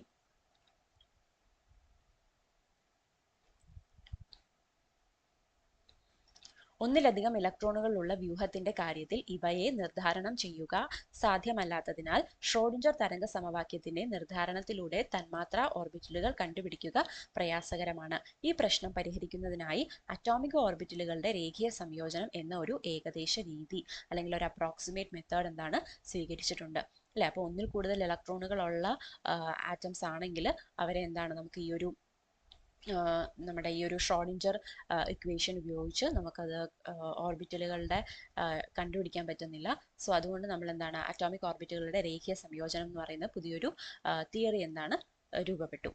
ഇനി നോക്കാം. ഒരു സമന്യൂക്ലിയർ ദ്വയാറ്റോമിക തന്മാത്രയായ ഹൈഡ്രജനിൽ നമുക്ക് ഈ രീതി ഉപയോഗിച്ച് നോക്കാം. എ, ബി എന്നീ രണ്ട് ആറ്റങ്ങൾ അടങ്ങിയ ഒരു ഹൈഡ്രജൻ തന്മാത്ര പരിഗണിക്കുക. ഓരോ ഹൈഡ്രജൻ ആറ്റത്തിന്റെയും നിമ്നോർജാവസ്ഥയിൽ 1s ഓർബിറ്റലിൽ ഓരോ ഇലക്ട്രോൺ വീതമുണ്ട്. ഈ ആറ്റങ്ങളുടെ അറ്റോമിക ഓർബിറ്റലുകളെ സൈ എ, സൈ ബി എന്നീ തരംഗ ഫലനങ്ങൾ ഉപയോഗിച്ച് പ്രതിനിധീകരിക്കാം. ഗണിതശാസ്ത്രപരമായി തന്മാത്ര ഓർബിറ്റലുകളുടെ അതായത് മോളിക്കുലർ ഓർബിറ്റലിന്റെ രൂപീകരണത്തെ അറ്റോമിക് ഓർബിറ്റലുകളുടെ രേഖീയ സംയോജനത്തിലൂടെ വിവരിക്കാം. ഓക്കെ, അപ്പം എന്താണ് മാത്തമാറ്റിക്കലി നമ്മൾ പറയുന്നത് മോളിക്കുലാർ ഓർബിറ്റൽസ് എന്ന് പറയുന്നത് എന്താണ്, അറ്റോമിക് ഓർബിറ്റൽസിന്റെ ലീനിയർ ആയിട്ടുള്ള ഒരു കോമ്പിനേഷൻ വഴിയാണ് ഓക്കെ ഉണ്ടാവുന്നതെന്നാണ് പറയുന്നത്. അപ്പോൾ ഇവിടെ നമ്മൾ ഹൈഡ്രജൻ ആറ്റംസ് ഒരു ഹോമോന്യൂക്ലിയർ ആയിട്ടുള്ള ഹൈഡ്രജൻ മോളിക്യൂളാണ് എടുത്തിരിക്കുന്നത്. ഹോമോന്യൂക്ലിയർ എന്ന് പറഞ്ഞാൽ എന്താണ്, രണ്ട് ആറ്റംസും സെയിം ആയിട്ടുള്ള ഒരു മോളിക്യൂളിനെയാണ് ഹോമോന്യൂക്ലിയർ എന്ന് പറയുന്നത്. സോ അപ്പോൾ ഒരു ഹൈഡ്രജൻ ആറ്റത്തിനെ നമ്മൾ മോളിക്യൂളിനെ നമ്മൾ കൺസിഡർ ചെയ്തു. അതിൽ രണ്ട് ഹൈഡ്രജൻ ആറ്റം ഉണ്ടല്ലോ, ഒന്നിനെ നമ്മൾ എ എന്ന് വിളിച്ചു, ഒന്നിനെ നമ്മൾ ബി എന്ന് വിളിച്ചു. അപ്പോൾ നമുക്കറിയാം നിമ്നോർജ്ജാവസ്ഥയിൽ, അതായത് ഗ്രൗണ്ട് സ്റ്റേറ്റിൽ ഹൈഡ്രജന്റെ കോൺഫിഗറേഷൻ എന്താണ്, 1s ഓർബിറ്റലിൽ എന്താണ് ഓരോ ഇലക്ട്രോൺ വീതമാണ് ഉള്ളത്. 1s1 എന്ന് പറയുന്നതാണ് ഹൈഡ്രജന്റെ കോൺഫിഗറേഷൻ എന്ന് പറയുന്നത്. സോ ഈ ആറ്റങ്ങളുടെ അറ്റോമിക് ഓർബിറ്റലുകളിലെ സൈ എ സൈ ബി എന്നീ തരംഗഫലനങ്ങൾ ഉപയോഗിച്ച് നമുക്ക് പ്രതിനിധീകരിക്കാം. അതായത് രണ്ട് ഹൈഡ്രജൻ ആറ്റംസ് ഉണ്ട്, എയും ബിയും. അപ്പം എയുടെ അറ്റോമിക് ഓർബിറ്റൽ നമ്മൾ സൈ എ എന്ന് വിളിച്ചു, ബിയുടെ അറ്റോമിക് ഓർബിറ്റലിനെ നമ്മൾ സൈ ബി എന്ന് വിളിച്ചു. ഓക്കെ, ഇനി അറ്റോമിക് ഓർബിറ്റൽസ് കമ്പൈൻ ചെയ്തിട്ടാണ് മോളിക്കുലാർ ഓർബിറ്റൽസ് ഫോം ചെയ്യുന്നത്, അത്രയാണ് പറയുന്നത്. സോ ഓരോ അറ്റോമിക് ഓർബിറ്റലിന്റെയും തരംഗഫലനങ്ങളുടെ സങ്കലനത്തിലൂടെയും വ്യവകലനത്തിലൂടെയുമാണ് ഇത് സാധ്യമാകുന്നത്. എന്താണ്, നമ്മുടെ രേഖീയ സംയോജനം വഴി മോളിക്കുലാർ ഓർബിറ്റലുകൾ ഫോം ചെയ്യുന്നു. എന്തിന്റെ രേഖീയ സംയോജനമാണ്, അറ്റോമിക് ഓർബിറ്റലുകളുടെ ലീനിയർ കോമ്പിനേഷൻ വഴിയാണ് എന്താ മോളിക്കുലാർ ഓർബിറ്റൽസ് ഫോം ചെയ്യുന്നത്. സോ അതാണ് പറയുന്നത് ഓരോ അറ്റോമിക് ഓർബിറ്റലിന്റെയും തരംഗഫലനങ്ങളുടെ സങ്കലനത്തിലൂടെ, സങ്കലനം എന്ന് പറഞ്ഞാൽ അഡീഷൻ ആണ്, വ്യവകലനം എന്ന് പറഞ്ഞാൽ സബ്ട്രാക്ഷൻ. സോ അഡീഷനിലൂടെയും സബ്ട്രാക്ഷനിലൂടെയുമാണ് സാധ്യമാകുന്നത്. അതായത് ഒന്നെങ്കിൽ മോളിക്കുലാർ ഓർബിറ്റൽസ് ഫോം ചെയ്യുന്നത് ഈ വേവ് ഫങ്ഷൻസ് ആഡ് ചെയ്യുന്നത് കൊണ്ടോ അല്ലെങ്കിൽ സബ്ട്രാക്ട് ചെയ്യുന്നത് കൊണ്ടോ ആണ് ഒരു മോളിക്കുലാർ ഓർബിറ്റൽ ഫോം ചെയ്യുന്നത്. അതുകൊണ്ട് സിഗ്മ, സിഗ്മ സ്റ്റാർ എന്നീ രണ്ട് തന്മാത്രാ ഓർബിറ്റലുകൾ രൂപീകൃതമാകുന്നത് താഴെ കൊടുത്തിരിക്കുന്നത് പോലെയാണ്. അപ്പം സിഗ്മ, സിഗ്മ സ്റ്റാർ എന്ന് പറയുന്ന രണ്ട് ടൈപ്സ് ഓഫ് മോളിക്കുലാർ ഓർബിറ്റൽസ് എന്ന് പറയുന്നത് ബോണ്ടിങ്ങും ആന്റി ബോണ്ടിങ്ങും ആണ്. ഇപ്പൊ സിഗ്മ എന്ന് പറയുന്നത് നോക്കിക്കേ, psi A plus psi B ആണ്. സിഗ്മ സ്റ്റാർ എന്ന് പറയുന്നത് psi A minus psi B ആണ്. അതായത് അറ്റോമിക് ഓർബിറ്റലുകളുടെ സങ്കലനത്തിലൂടെ രൂപീകൃതമാകുന്ന തന്മാത്രാ ഓർബിറ്റലായ സിഗ്മയെ ബന്ധന തന്മാത്രാ ഓർബിറ്റൽ, അതായത് ബോണ്ടിങ് മോളിക്കുലാർ ഓർബിറ്റൽ. സിഗ്മ എന്ന് പറയുന്നത് എന്താണ്, ബോണ്ടിങ് മോളിക്കുലാർ ഓർബിറ്റൽ ആണ്. മറ്റേ ആളെ എന്താണ് നമ്മൾ പ്രതിബന്ധന തന്മാത്രാ ഓർബിറ്റൽ അല്ലെങ്കിൽ ആന്റി ബോണ്ടിങ് മോളിക്കുലാർ ഓർബിറ്റൽ എന്ന് വിളിക്കും. അതായത് വ്യവകലനത്തിലൂടെ രൂപീകൃതമാകുന്ന മോളിക്കുലാർ ഓർബിറ്റലിനെയാണ് നമ്മൾ ആന്റി ബോണ്ടിങ് മോളിക്കുലാർ ഓർബിറ്റൽ എന്ന് വിളിക്കുന്നത്. സോ ഇവയെ താഴെ കൊടുത്തിരിക്കുന്ന രീതിയിൽ ചിത്രീകരിക്കാം. അപ്പോൾ നിങ്ങൾക്ക് മനസ്സിലായി കാണുമെന്ന് പറയുന്നു, ഒന്നുമില്ല, അറ്റോമിക് ഓർബിറ്റൽസ് കമ്പൈൻ ചെയ്തിട്ടാണ് മോളിക്കുലാർ ഓർബിറ്റൽസ് ഫോം ചെയ്യുന്നത്. അതായത് നമ്മളൊരു അറ്റോമിക് ഓർബിറ്റലിനെ അതിൻ്റെ വേവ് ഫംഗ്ഷൻ വെച്ച് റെപ്രസെൻറ്റ് ചെയ്യുന്നു. അതായത് സൈ എ സൈ ബി എന്ന് പറഞ്ഞ രണ്ട് ആറ്റം നമ്മൾ എടുത്തു. ഒന്നെങ്കിൽ അവരെ ആഡ് ചെയ്യാം, അപ്പോൾ നമുക്ക് ബോണ്ടിങ് മോളിക്കുലാർ ഓർബിറ്റൽസ് കിട്ടും. അവരെ സബ്ട്രാക്ട് ചെയ്യാണ് ചെയ്യുന്നതെങ്കിൽ അവരിൽ നമുക്ക് ആൻറ്റി ബോണ്ടിങ് മോളിക്കുലാർ ഓർബിറ്റൽസ് ആയിരിക്കും കിട്ടുന്നത്. ഓക്കെ അല്ലേ? അപ്പോൾ ഇതിനെയാണ് ഒരു റെപ്രസെൻറ്റേഷൻ ഇവിടെ കാണിച്ചിട്ടുണ്ട്. കണ്ടോ, സൈ എയും ഉണ്ട്, സൈ ബിയും ഉണ്ട്.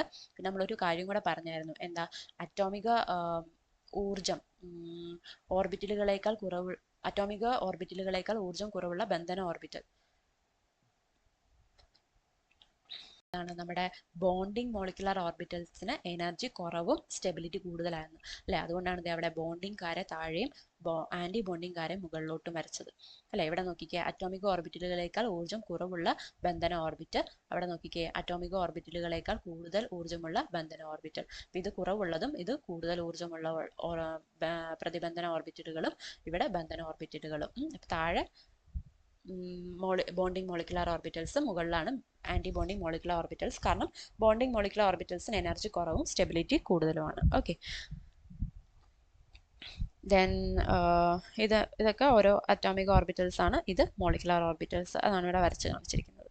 ഓക്കെ, ദെൻ സംയോജിക്കുന്ന ആറ്റങ്ങളുടെ ഇലക്ട്രോൺ തരംഗങ്ങളുടെ ഉപജയ അപചയ വ്യതികരണങ്ങളിലൂടെ തന്മാത്രാ ഓർബിറ്റലുകളുടെ രൂപീകരണം ഗുണാത്മകമായി നമുക്ക് മനസ്സിലാക്കാം. അതായത് വേവ്സ് ആണല്ലോ, അപ്പോൾ ഇലക്ട്രോൺ വേവ്സിന്റെ കൺസ്ട്രക്റ്റീവ് അല്ലെങ്കിൽ ഡിസ്ട്രക്റ്റീവ് ഇന്റർഫറൻസ് വഴി നമുക്ക് എന്താണ് ഇതൊരു മാത്തമാറ്റിക്കലി ഇതിനെ മനസ്സിലാക്കാം എന്നാണ് പറയുന്നത്. ബന്ധന തന്മാത്രാ ഓർബിറ്റലുകളുടെ രൂപീകരണത്തിൽ ബന്ധനത്തിൽ ഏർപ്പെടുന്ന ആറ്റങ്ങളുടെ രണ്ട് ഇലക്ട്രോൺ തരംഗങ്ങൾ ഉപജയ വ്യതികരണത്തിലൂടെ ശക്തി പ്രാപിക്കുന്നു. അതായത് കൺസ്ട്രക്റ്റീവ് ഇന്റർഫറൻസ് അല്ലെ. ഇന്റർഫറൻസ് എന്താണെന്ന് അറിയാമെന്ന് ഞാൻ വിചാരിക്കുന്നു. കൺസ്ട്രക്റ്റീവ് ഇന്റർഫറൻസ് ആയിരിക്കും എന്തിൽ നടക്കുന്നത്, ബന്ധനത്തിൽ, അതായത് ബന്ധന തന്മാത്രാ ഓർബിറ്റലുകളുടെ രൂപീകരണത്തിൽ എന്താണ് ഉണ്ടാവുന്നത് കൺസ്ട്രക്റ്റീവ് ഇന്റർഫറൻസും. അപ്പം തിരിച്ചായിരിക്കുമല്ലോ, ഡിസ്ട്രക്റ്റീവ് ഇന്റർഫറൻസ് ആയിരിക്കും എന്താണ് പ്രതിബന്ധന തന്മാത്രാ ഓർബിറ്റലുകളുടെ രൂപീകരണത്തിൽ ഇൻവോൾവ് ആകുന്നത്. ഓക്കെ, അത് നോക്കി, പ്രതിബന്ധന തന്മാത്ര ഓർബിറ്റലുകളുടെ രൂപീകരണത്തിന് ഇലക്ട്രോൺ തരംഗങ്ങൾ അപചയ വ്യതികരണത്തിലൂടെ പരസ്പരം റദ്ദു ചെയ്യപ്പെടുന്നു. അതായത് ആന്റി ബോണ്ടിങ് മോളിക്കുലാർ ഓർബിറ്റൽസിന്റെ ഫോർമേഷന്റെ സമയത്ത് എന്താണ് ഡിസ്ട്രക്റ്റീവ് ഇന്റർഫറൻസ് ആണ് നടക്കുന്നത്. അതിന്റെ ഫലമായിട്ട് എന്താ സംഭവിക്കുന്നത്? ബന്ധന തന്മാത്ര ഓർബിറ്റൽ ഇലക്ട്രോൺ സാന്ദ്രത ബന്ധനത്തിൽ പങ്കെടുക്കുന്ന ആറ്റങ്ങളുടെ ന്യൂക്ലിയസുകൾക്കിടയിലായിരിക്കും സ്ഥിതി ചെയ്യുന്നത്. അതായത് നമ്മുടെ ബോണ്ടിങ് മോളിക്കുലാർ ഓർബിറ്റൽ എന്താണ് ഇലക്ട്രോൺ സാന്ദ്രത, അതായത് ഇലക്ട്രോൺ ഡെൻസിറ്റി എന്ന് പറയുന്നത് എവിടെയായിരിക്കും? ഈ ആറ്റങ്ങളുടെ ന്യൂക്ലിയസിന്റെ ഇടയിലായിട്ടായിരിക്കും ഇലക്ട്രോൺ ഡെൻസിറ്റി കാണപ്പെടുന്നത്. എവിടെ? ബോണ്ടിങ് മോളിക്കുലാർ ഓർബിറ്റലിന്റെ കേസിൽ. അതുകൊണ്ട് എന്താ സംഭവിക്കുന്നത്? ന്യൂക്ലിയസുകൾ തമ്മിലുള്ള വികർഷണം കുറവായിരിക്കും. അതായത് രണ്ട് ന്യൂക്ലിയസിന്റെ ഇടയിൽ ഒരു ഇലക്ട്രോൺ ഡെൻസിറ്റി ഉണ്ടാകുമ്പോഴത്തേക്കും ന്യൂക്ലിയസിന്റെ ഇടയിലുള്ള റിപ്പൾഷൻ എന്ത് ചെയ്യുന്നു? കുറയുന്നു. എന്നാൽ ഇത് തന്നെ നമ്മൾ ആന്റി ബോണ്ടിങ് മോളിക്കുലാർ ഓർബിറ്റലിലോട്ട് വരുമ്പോഴത്തേക്കും പ്രതിബന്ധന തന്മാത്ര ഓർബിറ്റലിൽ ഇലക്ട്രോൺ സാന്ദ്രത കൂടുതലായും സ്ഥിതി ചെയ്യുന്നത് ന്യൂക്ലിയസിൽ നിന്ന് ദൂരെയുള്ള തലത്തിലായിരിക്കും. അതായത് ഇവിടെ എന്താണ്? ന്യൂക്ലിയസിന്റെ ഇടയിലല്ല ഇലക്ട്രോൺ ഡെൻസിറ്റി, ന്യൂക്ലിയസിൽ നിന്ന് ദൂരെ മാറിയായിരിക്കും. അതുകൊണ്ട് എന്താ സംഭവിക്കുന്നത്? വാസ്തവത്തിൽ ഇവിടെ ന്യൂക്ലിയസുകൾക്ക് ഇലക്ട്രോൺ സാന്ദ്രത പൂജ്യമായ ഒരു നിസ്പന്ദന തലമുണ്ട്, അല്ലെങ്കിൽ ഒരു നോഡൽ പ്ലെയിൻ ഉണ്ട്. അതിനാൽ ന്യൂക്ലിയസുകൾ തമ്മിലുള്ള വികർഷണം കൂടുതലായിരിക്കും, അല്ലെ? അപ്പൊ ബോണ്ടിങ് മോളിക്കുലാർ ഓർബിറ്റൽസിന്റെ കേസിൽ ന്യൂക്ലിയസ് തമ്മിലുള്ള റിപ്പൾഷൻ കുറവും, ആന്റി ബോണ്ടിങ് മോളിക്കുലാർ ഓർബിറ്റൽസിന്റെ കേസിൽ ന്യൂക്ലിയസുകൾ തമ്മിലുള്ള റിപ്പൾഷൻ എന്തായിരിക്കും? കൂടുതലും ആയിരിക്കും. സോ ഒരു ബന്ധന തന്മാത്ര ഓർബിറ്റലിൽ സ്ഥിതി ചെയ്യുന്ന ഇലക്ട്രോണുകൾ ന്യൂക്ലിയസുകളെ പരസ്പരം ചേർത്ത് നിർത്താൻ ശ്രമിക്കുകയും അങ്ങനെ തന്മാത്രയെ സ്ഥിരതയുള്ളതാക്കുകയും ചെയ്യുന്നു. അപ്പൊ ബോണ്ടിങ് മോളിക്കുലാർ ഓർബിറ്റൽസിന്റെ കാര്യമാണ് പറയുന്നത്. ആ മോളിക്യൂളിനെ എന്താണ് സ്റ്റെബിലിറ്റി ഉള്ളതാക്കാനായിട്ട് ആര് ശ്രമിക്കുന്നു? ബോണ്ടിങ് മോളിക്കുലാർ ഓർബിറ്റൽസ് ശ്രമിക്കുന്നു. സോ അതുകൊണ്ട് ഒരു ബന്ധന തന്മാത്ര ഓർബിറ്റലിന് സംയോജിക്കുന്ന ഓരോ അറ്റോമിക ഓർബിറ്റലുകളിനേക്കാളും എല്ലായ്പ്പോഴും ഊർജം കുറവായിരിക്കും. ഇതിന് വിപരീതമായി പ്രതിബന്ധന തന്മാത്ര ഓർബിറ്റലിൽ, അതായത് നമ്മുടെ ആന്റി ബോണ്ടിങ് മോളിക്കുലാർ ഓർബിറ്റലിൽ ഉള്ള ഇലക്ട്രോണുകൾക്ക് എന്താണ്? തന്മാത്രയെ അസ്ഥിരപ്പെടുത്തുന്നു, അല്ലെ? അപ്പൊ ബോണ്ടിങ്ങുകാര് എന്താണ് സ്റ്റെബിലിറ്റി കൂട്ടാനും ആന്റി ബോണ്ടിങ് ഉള്ള ഇലക്ട്രോൺസ് എന്താണ്? സ്റ്റെബിലിറ്റി കുറയ്ക്കുകയാണ് ചെയ്യുന്നത്. ഓക്കെ അല്ലെ? സോ ഈ ഓർബിറ്റലിലെ ഇലക്ട്രോണുകൾ തമ്മിലുള്ള പരസ്പര വികർഷണം ഇലക്ട്രോണുകളും ന്യൂക്ലിയസുകളും തമ്മിലുള്ള ആകർഷണത്തെക്കാൾ കൂടുതലായതിനാൽ ആകെ ഊർജം കൂടുന്നത് കൊണ്ടാണ് ഇങ്ങനെ സംഭവിക്കുന്നത്. ഓക്കെ, അപ്പൊ ബോണ്ടിങ് മോളിക്കുലാർ ഓർബിറ്റലിന് ഊർജം കുറവും ആന്റി ബോണ്ടിങ് മോളിക്കുലാർ ഓർബിറ്റലിന് ഊർജം കൂടുതലുമായിരിക്കും. ഊർജം കൂടുതലായതുകൊണ്ട് സ്റ്റെബിലിറ്റി കുറവും, മറ്റടുത്ത ഊർജം കുറവായതുകൊണ്ട് സ്റ്റെബിലിറ്റി കൂടുതലുമാകുന്നു. ഓക്കെ, രണ്ട് അറ്റോമിക് ഓർബിറ്റലുകൾ എടുത്താൽ അവരുടെ ടോട്ടൽ എനർജി എന്ന് പറയുന്നത് എന്താണ്? രണ്ട് യഥാർത്ഥ അറ്റോമിക് ഓർബിറ്റലുകളുടെ ഊർജത്തിന് തുല്യമായിരിക്കും. അതായത് ഒരു രണ്ട് നമ്മുടെ മോളിക്കുലാർ ഓർബിറ്റൽസ് എടുത്താൽ അവരുടെ ടോട്ടൽ എനർജി എന്ന് പറയുന്നത് എന്താണ്? Will be remaining same as that of രണ്ട് അറ്റോമിക് ഓർബിറ്റൽസ്. ഓക്കെ, അതാണ് പറയുന്നത്. സോ അടുത്തത് അറ്റോമിക് ഓർബിറ്റലുകൾ സംയോജിക്കുന്നതിനുള്ള വ്യവസ്ഥകൾ. ഓക്കെ, ഇവരെ സംയോജിക്കാൻ കുറച്ച് വ്യവസ്ഥയും കാര്യങ്ങളൊക്കെ ഉണ്ട്, അതെന്താന്ന് നോക്കാം. അതായത് അറ്റോമിക് ഓർബിറ്റലുകളുടെ രേഖീയ സംയോജനത്തിലൂടെ തന്മാത്ര ഓർബിറ്റലുകൾ രൂപീകൃതമാകണമെങ്കിൽ താഴെ കൊടുത്തിരിക്കുന്ന വ്യവസ്ഥകൾ പാലിക്കേണ്ടതുണ്ട്. അതായത് എന്തൊക്കെയാണ്?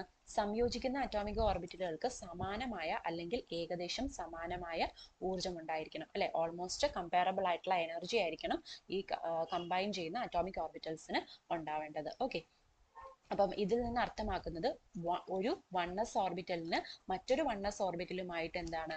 സംയോജിക്കാം, എന്നാൽ 2s ഓർബിറ്റലുമായി സംയോജിക്കാൻ കഴിയില്ല എന്നതാണ്. ഓക്കെ, 1sഉം 1sഉം തമ്മിൽ കമ്പൈൻ ചെയ്യാം, പക്ഷെ 1sഉം 2sഉം തമ്മിൽ എന്താണ്? കമ്പൈൻ ചെയ്യാൻ പറ്റില്ല, കാരണം അവർക്ക് എന്താണ്? ഡിഫറെന്റ് എനർജിയാണ്. ഇനി 2s ഓർബിറ്റലിന്റെ ഊർജം 1s ഓർബിറ്റലിനേക്കാൾ വളരെ കൂടുതലായതാണ് ഇതിന് കാരണം. സോ വളരെ വ്യത്യസ്തങ്ങളായ ആറ്റങ്ങൾക്ക് ഇത് ബാധകമല്ല. അടുത്ത എന്താണ്? സംയോജിക്കുന്ന അറ്റോമിക് ഓർബിറ്റലുകൾക്ക് തന്മാത്ര അക്ഷത്തിനാധാരമായി ഒരേ സമമിതി ഉണ്ടായിരിക്കണം. അതായത് എന്താണ്? ഈ കമ്പൈൻ ചെയ്യുന്ന അറ്റോമിക് ഓർബിറ്റൽസ് എന്താണ്? ഒരേ സിമട്രി ആയിരിക്കണം അബൌട്ട് മോളിക്കുലാർ ആക്സിസ്. അതാണ് പറയുന്നത്. ഈ സമമിതി എന്ന് പറയുന്നത് എന്താണ്? സിമട്രി ആണ്. ഓക്കെ, അപ്പൊ മോളിക്കുലാർ ആക്സിസിന് അബൌട്ട് ആയിട്ട് അവർക്ക് എന്താണ്? ഒരേ സിമട്രി ഉണ്ടായിരിക്കണം എന്നാണ് പറയുന്നത്. അതെന്താണ്? സാമ്പ്രദായികമായി ഇസഡ് അക്ഷത്തെയാണ് നമ്മൾ എന്ത് ചെയ്യുന്നത്? തന്മാത്ര അക്ഷമായി കണക്കാക്കുന്നത്. അതായത് മോളിക്കുലാർ ആക്സിസ് ആയിട്ട് നമ്മൾ ഇസഡ് ആക്സിസിനെയാണ് നമ്മൾ എന്താണ് അങ്ങനെ കണക്കാക്കുന്നതാണ് നമ്മുടെ സമ്പ്രദായം. സോ അറ്റോമിക് ഓർബിറ്റലുകൾക്ക് ഒരേ ഊർജമാണെങ്കിൽ പോലും ഒരേ സമമിതി അല്ലെങ്കിൽ അവ സംയോജിക്കുകയില്ലെന്നത് വളരെ പ്രധാനപ്പെട്ട ഒരു കാര്യമാണ്. സോ ഉദാഹരണമായി ഒരു ആറ്റത്തിന്റെ 2pz ഓർബിറ്റലിന് മറ്റൊരു 2pz ഓർബിറ്റലുമായി സംയോജിക്കാം, എന്നാൽ ഇതിന് വ്യത്യസ്ത സമമിതി ആയതിനാൽ 2px ഓർബിറ്റലുമായോ 2py ഓർബിറ്റലുമായോ സംയോജിക്കാൻ എന്താണ്? കഴിയില്ല. അപ്പോൾ ഒരു 2pz ഉം 2pz, അതായത് സെയിം സിമെട്രി ആയിരിക്കും about the molecular axis. 2pz തമ്മിൽ എന്ത് ചെയ്യുന്നു, കമ്പൈൻ ചെയ്യും. പക്ഷെ 2pz ഉം 2pxും കൂടെ എന്ത് ചെയ്യില്ല, കമ്പൈൻ ചെയ്യത്തില്ല. ഓക്കെ, അല്ലെങ്കിൽ 2pxും 2pyയും ആയിട്ട് എന്ത് ചെയ്യത്തില്ല, സംയോജിക്കത്തില്ല. അടുത്ത് എന്താണ് പറയുന്നത്, സംയോജിക്കുന്ന അറ്റോമിക് ഓർബിറ്റലുകൾ പരമാവധി അതിവ്യാപനം ചെയ്യണം. ഓക്കെ, അപ്പൊ അതായത് കമ്പൈൻ ചെയ്യുന്ന അറ്റോമിക് ഓർബിറ്റൽസ് എന്താണ്, മാക്സിമം എന്താണ് ഒരു ഓവർലാപ്പിംഗ് നടക്കണം. അതിവ്യാപന നിരക്ക് കൂടുന്നതിനനുസരിച്ച് തന്മാത്ര ഓർബിറ്റലുകളിൽ ന്യൂക്ലിയസുകൾക്ക് ഇടയിലുള്ള ഇലക്ട്രോൺ സാന്ദ്രത എന്ത് ചെയ്യുന്നു, കൂടും. അതായത് ന്യൂക്ലിയസിന്റെ ഇടയിലുള്ള ഇലക്ട്രോൺ ഡെൻസിറ്റി എന്ത് ചെയ്യുന്നു, കൂടുന്നു, ഈ ഒരു ഓവർലാപ്പിംഗ് കൂടുന്നതനുസരിച്ച്. ഓക്കെ, ഇനി അടുത്തത് വിവിധ ഇനം തന്മാത്ര ഓർബിറ്റലുകൾ ഏതൊക്കെയാന്ന് നോക്കാം. ഇനി ദ്വൈഅറ്റോമിക തന്മാത്രകളിൽ തന്മാത്ര ഓർബിറ്റലുകളെ സിഗ്മ, പൈ, ഡെൽറ്റ എന്നിങ്ങനെ നാമകരണം ചെയ്യുന്നു. ഓക്കെ, അപ്പൊ ഡയറ്റോമിക് മോളിക്യൂൾസിൽ നമ്മുടെ മോളിക്കുലർ ഓർബിറ്റൽസ് എന്ന് പറയുന്നത് ഏതൊക്കെയാണ്, സിഗ്മ, പൈ, ഡെൽറ്റ ഇങ്ങനെയാണ് പറയുന്നത്. അപ്പൊ നോക്കാം, ഈ നാമകരണത്തിൽ സിഗ്മ തന്മാത്ര ഓർബിറ്റലുകൾക്ക് ബന്ധന അക്ഷത്തിലൂടെ സമമിതിയുണ്ട്, എന്നാൽ പൈ തന്മാത്ര ഓർബിറ്റലുകൾക്ക് സമമിതി ഉണ്ടായിരിക്കില്ല. ഉദാഹരണമായി, രണ്ട് ന്യൂക്ലിയസുകൾ കേന്ദ്രങ്ങളായ 1s ഓർബിറ്റലുകളുടെ രേഖീയ സംയോജനത്തിലൂടെ രണ്ട് തന്മാത്ര ഓർബിറ്റലുകൾ ഉണ്ടാകുന്നു. അവയ്ക്ക് ബന്ധന അക്ഷത്തിന് ആധാരമായി സമമിതി ഉണ്ടായിരിക്കും. അത്തരം തന്മാത്ര ഓർബിറ്റലുകളെ സിഗ്മ ഇനത്തിൽ പെട്ടതായിരിക്കും. അതായത് നമ്മുടെ 1s ഓർബിറ്റലുകളുടെ കാര്യമാണ് പറയുന്നത് അല്ലെ. അപ്പൊ 1s ഓർബിറ്റലുകളുടെ കാര്യം എന്ന് പറയുന്നത് അവർ സിഗ്മ ബോണ്ടാണ് ഫോം ചെയ്യുന്നത്. അപ്പൊ സിഗ്മ ഓർബിറ്റലുകളുടെ അല്ലെങ്കിൽ സിഗ്മ മോളിക്കുലർ ഓർബിറ്റൽസിന്റെ പ്രത്യേകത എന്താണ്, അവരുടെ ബന്ധന അക്ഷത്തിലൂടെ എന്താണ്, അവർക്ക് സമമിതി ഉണ്ട്. ദാറ്റ് മീൻസ് അവർക്ക് എന്താണ്, they have A symmetry around molecular axis നമുക്ക് വേണേൽ പറയാം. അതേസമയത്ത് ഈ പൈ മോളിക്കുലർ ഓർബിറ്റൽസിന് എന്താണ്, സിമെട്രിക്കൽ അല്ല. മറ്റേവർ സിമെട്രിക്കൽ ആണ്. സിഗ്മ മോളിക്കുലർ ഓർബിറ്റൽസ് സിമെട്രിക് ആണ് അബൌട്ട് ദി ബോണ്ട് ആക്സിസ് എന്ന് നമുക്ക് പറയാം. അതുപോലെ തന്നെ പൈ മോളിക്കുലർ ബന്ധനാക്ഷം എന്ന് പറയുന്നതാണ് ഈ ബോണ്ട് ആക്സിസ് എന്ന് പറയുന്നത്. അതുപോലെ പൈ മോളിക്കുലർ ഓർബിറ്റൽസിന് എന്താണ്, സിമെട്രിക്കൽ അല്ല. അപ്പം അതുകൊണ്ടാണ് ഇവിടെ പറയുന്നത് രണ്ട് ന്യൂക്ലിയസുകൾ കേന്ദ്രങ്ങളായ 1s ഓർബിറ്റലുകളുടെ രേഖീയ സംയോജനത്തിലൂടെ രണ്ട് തന്മാത്ര ഓർബിറ്റൽ ഉണ്ടാകുന്നു. അവയ്ക്ക് ബന്ധന അക്ഷത്തിന് ആധാരമായി സമമിതി ഉണ്ടായിരിക്കും. അത്തരം തന്മാത്ര ഓർബിറ്റൽ എന്താണ്, നമ്മൾ സിഗ്മ ഓർബിറ്റൽസ് എന്നാണ് നമ്മൾ വിളിക്കുന്നത്. ഇനി ഇതേപോലെ തന്നെ അവയെ sigma 1s, sigma star 1s എന്നിങ്ങനെ സൂചിപ്പിക്കാം. അതായത് രണ്ട് 1s ഓർബിറ്റൽസ് കമ്പൈൻ ചെയ്യുമ്പോഴത്തേക്കും എന്താണ്, രണ്ട് മോളിക്കുലർ ഓർബിറ്റൽസ് കിട്ടുന്നു. ആ മോളിക്കുലർ ഓർബിറ്റൽസ് ഏതൊക്കെയാണ്, sigma 1s sigma star 1s. അപ്പം അതുപോലെ തന്നെ ഇസഡ് അക്ഷത്തെ അന്തർകേന്ദ്രീയ അക്ഷമാക്കി എടുത്താൽ രണ്ട് 2pz ഓർബിറ്റലുകളുടെ രേഖീയ സംയോജനത്തിലൂടെ sigma 2pz sigma star 2pz എന്നിങ്ങനെ സൂചിപ്പിക്കാവുന്ന രണ്ട് സിഗ്മ തന്മാത്ര ഓർബിറ്റലുകൾ ഉണ്ടാകുന്നു. അതും എളുപ്പമല്ലേ. അതായത് എന്താണ്, ഒരു 2pz വേറൊരു 2pz ഓർബിറ്റൽസും കൂടെ എന്ത് ചെയ്യുക, കമ്പൈൻ ചെയ്യുക. അങ്ങനെ ആകുമ്പോഴത്തേക്കും എന്താണ്, രണ്ട് മോളിക്കുലർ ഓർബിറ്റൽസ് നമുക്ക് കിട്ടും. അതേതൊക്കെയാണ്, sigma 2pz sigma star 2pz എന്ന് പറയുന്ന രണ്ട് മോളിക്കുലർ ഓർബിറ്റൽസ് നമുക്ക് എന്താണ്, ഈ രേഖീയ സംയോജനത്തിലൂടെ കിട്ടുന്നുണ്ട്. അപ്പം കോമ്പിനേഷനിലൂടെ. സോ അടുത്ത് നോക്കിക്കേ, 2px 2py എന്നീ ഓർബിറ്റലുകളിൽ നിന്നും ഉണ്ടാകുന്ന തന്മാത്ര ഓർബിറ്റലുകൾക്ക് സമമിതി ഉണ്ടായിരിക്കില്ല. സോ ഇവയുടെ പോസിറ്റീവ് ലോബുകൾ തന്മാത്രാ തലത്തിന് മുകളിലും നെഗറ്റീവ് ലോബുകൾ തന്മാത്രാ തലത്തിന് താഴെയും സ്ഥിതി ചെയ്യുന്നതാണ് ഇതിന് കാരണം. സോ അങ്ങനെയുള്ള തന്മാത്രാ ഓർബിറ്റലുകളെ പൈ എന്നും പൈ സ്റ്റാർ എന്നും സൂചിപ്പിക്കാം. അപ്പൊ 2px 2py പോലുള്ള ഓർബിറ്റൽസ് എന്താണ്, സിമെട്രിക്കൽ അല്ല. കാരണം എന്താണ്, അവർക്ക് ഒരു പോസിറ്റീവ് ലോബും ഉണ്ട്, നെഗറ്റീവ് ലോബും ഉണ്ട്. Molecular pain above and below ആയിട്ട് അവർക്ക് രണ്ട് ലോബുകളും ഇപ്പോൾ ഉണ്ട്. സോ അതുപോലുള്ള മോളിക്കുലർ ഓർബിറ്റൽസ് നമ്മൾ എന്താ പറയുന്നത്, പൈയും പൈ സ്റ്റാറും എന്നാണ് പറയുന്നത്. So a pi bonding molecular ഓർബിറ്റൽസിന് ആയിരിക്കും ഇലക്ട്രോൺ ഡെൻസിറ്റി എന്താണ്, കൂടുതലായിട്ടുള്ളത്. അതാണ് ഇവിടെ പറയുന്നത്. ഒരു പൈ ബന്ധന തന്മാത്ര ഓർബിറ്റലിൽ ഇലക്ട്രോൺ സാന്ദ്രത കൂടുതൽ അന്തർകേന്ദ്ര അക്ഷത്തിന് മുകളിലും താഴെയും ആയിരിക്കും. പൈ സ്റ്റാർ പ്രതിബന്ധന തന്മാത്ര ഓർബിറ്റലിൽ ന്യൂക്ലിയസുകൾക്കിടയിലായി ഒരു നിസ്പന്ദന ഭാഗം ഉണ്ടാവും, അതായത് നോഡ് ഉണ്ടാവും എന്ന് പറയുന്നത്. അടുത്തത് സോ അതിൻ്റെ ഈ പടത്തിലൂടെ കാണിച്ചിരിക്കുന്ന അതാണ്. ഇവിടെ നമുക്ക് നോക്കാം, 1s ഓർബിറ്റൽസിൻ്റെ അറ്റോമിക് ഓർബിറ്റൽസ് കമ്പൈൻ ചെയ്തിട്ട് sigma 1s sigma star 1s form ചെയ്യുന്നതാണ് ആദ്യത്തത്. രണ്ടാമത്തത് 2pz 2pz ചേർന്നിട്ട് sigma 2pz sigma star 2pz. അടുത്ത 2px ചേർന്നിട്ട് pi 2px pi star 2px form ചെയ്തിരിക്കുന്നത്. ഓക്കെ, ദെൻ തന്മാത്ര ഓർബിറ്റലുകളുടെ ഊർജ്ജനില രേഖാചിത്രം. അതായത് നമ്മൾ എങ്ങനെയാണ് മോളിക്കുലർ ഓർബിറ്റൽസിൻ്റെ ഓർബിറ്റലുകളുടെ എനർജിയുടെ ഓർഡറിൽ നമ്മൾ എങ്ങനെയാണ് അറേഞ്ച് ചെയ്യുന്നത് അതൊക്കെ നമ്മളിവിടെ കാണുന്നത്. സോ നോക്കാം. രണ്ട് ആറ്റങ്ങളുടെ 1s അറ്റോമിക് ഓർബിറ്റലുകൾ sigma 1s sigma star 1s എന്നീ രണ്ട് തന്മാത്ര ഓർബിറ്റലുകൾ രൂപീകരിക്കുന്നതായി നാം കണ്ടു. ഈ രീതിയിൽ 2s 2p എന്നീ അറ്റോമിക് ഓർബിറ്റലുകൾ രണ്ട് ആറ്റങ്ങളുടെ 8 അറ്റോമിക് ഓർബിറ്റലുകൾ താഴെ പറയുന്ന 8 തന്മാത്ര ഓർബിറ്റലുകൾ രൂപീകരിക്കുന്നു അല്ലേ. അപ്പം 1s 1s ചേർന്നിട്ട് sigma 1s sigma star 1s ആയി. ഇതുപോലെ 2s 2p എന്നീ അറ്റോമിക് ഓർബിറ്റൽസ് എന്തൊക്കെ ഓർബിറ്റലുകളാണ് ഫോം ചെയ്തിരിക്കുന്നത് നോക്കാം. നോക്കിക്കേ, ബന്ധനവും പ്രതിബന്ധനവും കാണിച്ചിട്ടുണ്ട്. പ്രതിബന്ധന തന്മാത്ര ഓർബിറ്റലാണ് sigma star 2s sigma star 2pz pi star 2px pi star 2py. അതുപോലെ ബന്ധന തന്മാത്രകൾ കാണിക്കുന്നുണ്ട്. ഏതൊക്കെയാണ്? Sigma 2s sigma 2pz pi 2px pi 2py. Okay, അപ്പോൾ ഈ തന്മാത്ര ഓർബിറ്റലുകളുടെ ഊർജ്ജ നിലകൾ പരീക്ഷണത്തിലൂടെ കണ്ടെത്തിയിട്ടുണ്ട്. ആവർത്തന പട്ടികയിലെ രണ്ടാം നിര മൂലകങ്ങളുടെ സമന്യൂക്ലിയ ദ്വയാറ്റോമിക തന്മാത്രകളുടെ സ്പെക്ട്രോസ്കോപ്പിക് വിവരങ്ങളുടെ അടിസ്ഥാനത്തിലാണിത് സാധ്യമായിട്ടുള്ളത്. അപ്പോൾ എന്താണ്, നമ്മൾ എക്സ്പെരിമെന്റലി ആണെന്ന് ഇതിൻ്റെയൊക്കെ എനർജിയുടെ ഓർഡർ കണ്ടുപിടിച്ചിട്ടുള്ളത്. നോക്കിക്കേ, ഓക്സിജൻ, ഫ്ലൂറിൻ തുടങ്ങിയ തന്മാത്രകൾ വ്യത്യസ്ത തന്മാത്ര ഓർബിറ്റലുകളുടെ ഊർജങ്ങളുടെ ആരോഹണക്രമം താഴെ കൊടുത്തിരിക്കുന്നു. അപ്പോൾ ഇൻക്രീസിങ് ഓർഡർ ഓഫ് എനർജിയാണ്. ഓക്സിജൻ, ഫ്ലൂറിൻ തുടങ്ങിയ തന്മാത്രകളുടെ കാര്യമാണ് പറയുന്നത്. അതായത് ഹോമോന്യൂക്ലിയർ ആയിട്ടുള്ള ഡയറ്റോമിക് മോളിക്യൂൾസിൻ്റെ മോളിക്കുലാർ ഓർബിറ്റൽസിൻ്റെ എനർജിയുടെ ഇൻക്രീസിങ് ഓർഡർ, അസെൻഡിങ് ഓർഡറിലാണ് ഇത് കൊടുത്തിരിക്കുന്നുള്ളത്. അപ്പം ഇതിലൊരു കാര്യം നിങ്ങൾ നോക്കണം. O2 F2 തുടങ്ങിയ, അതായത് ഓക്സിജൻ, ഫ്ലൂറിൻ തുടങ്ങിയ മൂലകങ്ങളുടെ കാര്യമാണ്, മോളിക്യൂളുകളുടെ കാര്യമാണ് പറയുന്നത്. അതായത് നമ്മുടെ അറ്റോമിക് നമ്പർ 14 മുകളിലോട്ടുള്ള ആൾക്കാരുടെ കാര്യമാണ് പറയുന്നത്. ഓക്കെ, അറ്റോമിക് നമ്പർ 14 മുകളിലോട്ടുള്ള ഡയറ്റോമിക് ആയിട്ടുള്ള മോളിക്യൂൾസ് ഉള്ള ആൾക്കാരുടെ കാര്യമാണ് പറയുന്നത്. സോ 14 വരെ ഉള്ള ആൾക്കാരുടെ കാര്യമാണ് ഇതിൻ്റെ താഴെ കൊടുത്തിരിക്കുന്നത്. ഇത് രണ്ടും തമ്മിൽ ചെറിയ ഡിഫറൻസ് ഉണ്ട്, നോക്കാം. അതായത് 14 മുകളിലോട്ടുള്ള, അതായത് O2 F2 പോലുള്ള ആൾക്കാർക്ക് എന്തെങ്ങനെയാണ്? Sigma 1s sigma star 1s less than sigma star 1s less than sigma 2s less than sigma star 2s less than sigma 2pz less than pi 2px pi 2pyയും എന്താണ്? Equal ആണ്. Which is less than pi star 2px is equal to pi star 2py less than sigma star 2pz. ഇതാണ് 14 മുകളിലോട്ടുള്ള oxygen, fluorine അങ്ങനെ പോകുന്ന മോളിക്യൂൾസിൻ്റെ energy ascending ഓർഡറിലാണ് കൊടുത്തിട്ടുള്ളത് molecular ഓർബിറ്റൽസിൻ്റെ. പക്ഷേ എന്നാൽ തന്മാത്ര ഓർബിറ്റലുകളുടെ ഊർജ്ജ നിലകളുടെ ഈ ശ്രേണി ശേഷിക്കുന്ന തന്മാത്രകളായ lithium, beryllium, boron, carbon, nitrogen തുടങ്ങിയവയുടെ കാര്യത്തിൽ ശരിയല്ല. ഉദാഹരണമായിട്ട് എന്താണ്? ബോറോൺ, കാർബൺ, നൈട്രജൻ തുടങ്ങിയ തന്മാത്രകളിൽ വ്യത്യസ്ത തന്മാത്ര ഓർബിറ്റലുകളുടെ ഊർജ്ജത്തിൻ്റെ ആരോഹണക്രമം താഴെ കൊടുത്തിരിക്കുന്ന രീതിയിലാണ് അല്ലേ. അപ്പം ബോറോൺ, കാർബൺ, നൈട്രജൻ്റെ ഒക്കെ ഓർഡർ എങ്ങനെയാണെന്നാണ് പറഞ്ഞിട്ടുള്ളത്?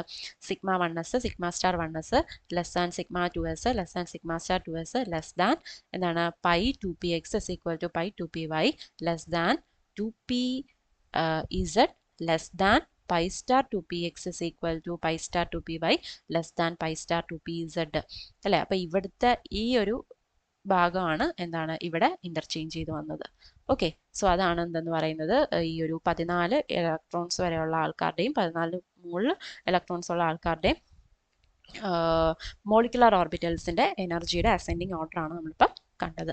അപ്പോൾ ഈ ക്രമത്തിൻ്റെ പ്രധാന സവിശേഷത സിഗ്മ 2pz തന്മാത്ര ഓർബിറ്റലിൻ്റെ ഊർജ്ജം പൈ 2px പൈ 2py എന്നീ തന്മാത്ര ഓർബിറ്റലുകളുടെ ഊർജ്ജത്തേക്കാൾ കൂടുതലാണ് എന്നതാണ് അല്ലേ. അത് തന്നെയാണ് നമ്മളിപ്പോൾ പറഞ്ഞത്. ഓക്കെ, ഇലക്ട്രോൺ വിന്യാസവും തന്മാത്രാ സ്വഭാവവും. വ്യത്യസ്ത തന്മാത്ര ഓർബിറ്റലുകളിലെ ഇലക്ട്രോണുകളുടെ വിതരണത്തെയാണ് തന്മാത്രയുടെ ഇലക്ട്രോൺ വിന്യാസം എന്ന് വിളിക്കുന്നത്. ഓക്കെ, അപ്പോൾ തന്മാത്രയുടെ ഇലക്ട്രോൺ വിന്യാസത്തിൽ നിന്ന് താഴെ ചർച്ച ചെയ്യുന്നത് പോലെ പല പ്രധാന വിവരങ്ങളും നമുക്ക് ലഭിക്കാം. അപ്പോൾ എന്തൊക്കെയാണെന്ന് നോക്കാം. തന്മാത്ര, അപ്പോൾ ആദ്യം പറയുന്നത് തന്മാത്രയുടെ സ്ഥിരതയാണ്. അതായത് ബന്ധന ഓർബിറ്റലുകളിൽ സ്ഥിതി ചെയ്യുന്ന ഇലക്ട്രോണുകളുടെ എണ്ണം Nbയും പ്രതിബന്ധന ഓർബിറ്റലുകളിൽ സ്ഥിതി ചെയ്യുന്ന ഇലക്ട്രോണുകളുടെ എണ്ണം Na-യുമായാൽ, അതായത് ബോണ്ടിങ് മോളിക്കുലർ ഓർബിറ്റൽസിലുള്ള ഇലക്ട്രോൺസിനെ Nb എന്നും ആൻറ്റി ബോണ്ടിങ് മോളിക്കുലർ ഓർബിറ്റൽസിലുള്ള ഇലക്ട്രോൺസിനെ നമ്മൾ Na എന്നും പറയും. അതുപോലെ Na-യേക്കാൾ കൂടുതലാണ് Nb എങ്കിൽ, അതായത് Nb is greater than Na ആണ് എങ്കിൽ എന്താണ്? സ്റ്റെബിലിറ്റി ഉള്ള മോളിക്യൂൾ ആയിരിക്കും. ഓക്കെ, അതുപോലെ Na-യേക്കാൾ കുറവാണ് Nb എങ്കിൽ, അതായത് Nb is less than Na ആണെങ്കിൽ എന്താണ്? തന്മാത്ര അസ്ഥിരമായിരിക്കും, അല്ലെങ്കിൽ മോളിക്യൂൾ എന്താണ്? അൺസ്റ്റേബിൾ ആയിരിക്കും. അപ്പോൾ സ്റ്റേബിളും അൺസ്റ്റേബിളും ഓക്കെ നമ്പർ ഓഫ് ഇലക്ട്രോൺസിൻ്റെ അടിസ്ഥാനത്തിൽ നമുക്ക് പറയാം. അതുപോലെ തന്നെ ഒന്നിൽ ബന്ധന ഓർബിറ്റലുകളിൽ കൂടുതൽ ഇലക്ട്രോണുകൾ നിറഞ്ഞിരിക്കുന്നതിനാൽ ബന്ധന സ്വാധീനം കൂടുതലായിരിക്കും. അതിനാൽ സ്ഥിരതയുള്ള ഒരു തന്മാത്ര ഉണ്ടാകുകയും ചെയ്യുന്നു. എന്നാൽ രണ്ടിൽ പ്രതിബന്ധന സ്വാധീനമായിരിക്കും കൂടുതൽ. ആകയാൽ തന്മാത്ര അസ്ഥിരമാകുന്നു. ഓക്കെ, അപ്പം ഒന്നിൽ എന്താണ് പറയുന്നത്, നമ്മൾ ബോണ്ടിങ് ഓർബിറ്റൽസ് ആണ് എന്താണ് തിങ്ങി നിറഞ്ഞു നിൽക്കുകയാണ്, കൂടുതൽ ഇലക്ട്രോൺസ് നിറഞ്ഞിരിക്കുകയാണ്. അതുകൊണ്ട് ബോണ്ടിങ് ഇൻഫ്ലുവൻസ് ആണ് കുറച്ചുകൂടെ സ്ട്രോങ്ങർ ആയിട്ടുള്ളത്. അതുകൊണ്ട് തന്നെ അവരെന്താണ് കുറച്ചുകൂടെ സ്റ്റെബിലിറ്റി കൂടുതലായിരിക്കും. പക്ഷേ ആൻറ്റി ബോണ്ടിങ്ങിൻ്റെ കേസിലോട്ട് വന്നപ്പോഴത്തേക്കും എന്താണ് മോളിക്യുലാർ എന്താവുന്നു, അൺസ്റ്റേബിൾ ആയിട്ട് മാറുന്നു. കാരണം എന്താണ്, ആൻറ്റി ബോണ്ടിങ് ഇൻഫ്ലുവൻസ് ആണ് അവിടെ സ്ട്രോങ്ങർ ആയിട്ടുള്ളത്. അപ്പോൾ മോളിക്യൂൾ എന്താണ് അൺസ്റ്റേബിൾ ആയിട്ട് മാറുന്നു. അടുത്തത് ബന്ധനക്രമം അല്ലെങ്കിൽ ബോണ്ട് ഓർഡർ. ബന്ധന ഓർബിറ്റലുകളിലും പ്രതിബന്ധന ഓർബിറ്റലുകളിലും അടങ്ങിയിരിക്കുന്ന ഇലക്ട്രോണുകളുടെ എണ്ണത്തിന്റെ വ്യത്യാസത്തിന്റെ പകുതിയെയാണ് നമ്മൾ എന്ത് വിളിക്കുന്നത്, ബന്ധനക്രമം. അപ്പോൾ ബോണ്ട് ഓർഡർ എന്ന് പറഞ്ഞാൽ എന്താണ്, NB - NA/2 അല്ലെ, number of electrons in the bonding molecular orbital minus number of electrons in the anti bonding molecular orbital divided by 2. അതിനെയാണ് നമ്മൾ എന്ത് വിളിച്ചത്, ബോണ്ട് ഓർഡർ എന്ന് വിളിച്ചത്. ഓക്കെ, സോ തന്മാത്രകളുടെ സ്ഥിരതയുമായി ബന്ധപ്പെട്ട മേൽ വിവരിച്ച നിയമങ്ങളെ ബന്ധനക്രമത്തിന്റെ അടിസ്ഥാനത്തിൽ ഇങ്ങനെ പുനഃ പ്രസ്താവിക്കാം. അതായത് ഒരു പോസിറ്റീവ് ബന്ധനക്രമം, അതായത് NB is greater than NA ഒരു സ്ഥിരതയുള്ള തന്മാത്രയെയും, ഒരു നെഗറ്റീവ് അതായത് NB is less than NA അഥവാ 0 ബന്ധനക്രമം NB is equal to NA ഒരു അസ്ഥിര തന്മാത്രയെയും സൂചിപ്പിക്കുന്നു. അതായത് എന്താണ്, നമ്മുടെ ബോണ്ടിങ് മോളിക്കുലർ ഓർബിറ്റൽസിലെ നമ്പർ ഓഫ് ഇലക്ട്രോൺസ് കൂടുതലായാൽ NA is greater than NB ആവും. അപ്പോൾ എന്താണ്, അവിടെ പോസിറ്റീവ് ആയിട്ടുള്ള ഒരു ബോണ്ട് ഓർഡർ ആയിരിക്കും ഉണ്ടാകുന്നത്.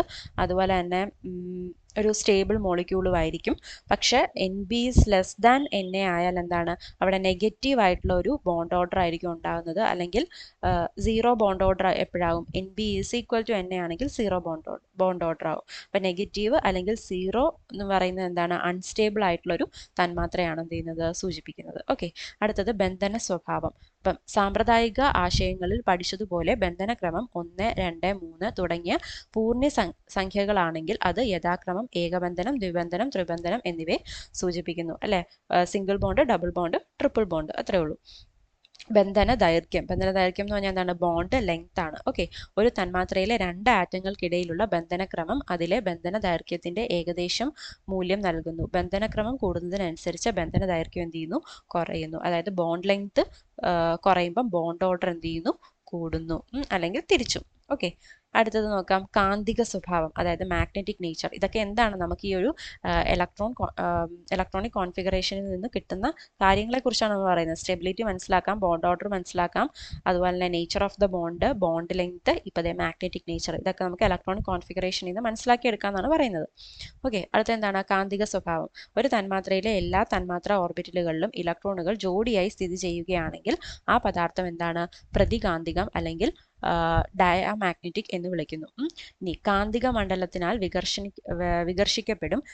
എന്നാൽ ഒന്നോ അതിലധികമോ തന്മാത്രാ ഓർബിറ്റലുകളിൽ ഇലക്ട്രോണുകൾ ജോഡിയില്ലാതെ സ്ഥിതി ചെയ്യുകയാണെങ്കിൽ അത് അനുകാന്തികം എന്ന് പറയുന്നു. അതായത് പാരാമാഗ്നറ്റിക്, അതായത് കാന്തിക മണ്ഡലത്തിനാൽ ആകർഷിക്കപ്പെടും ആയിരിക്കും.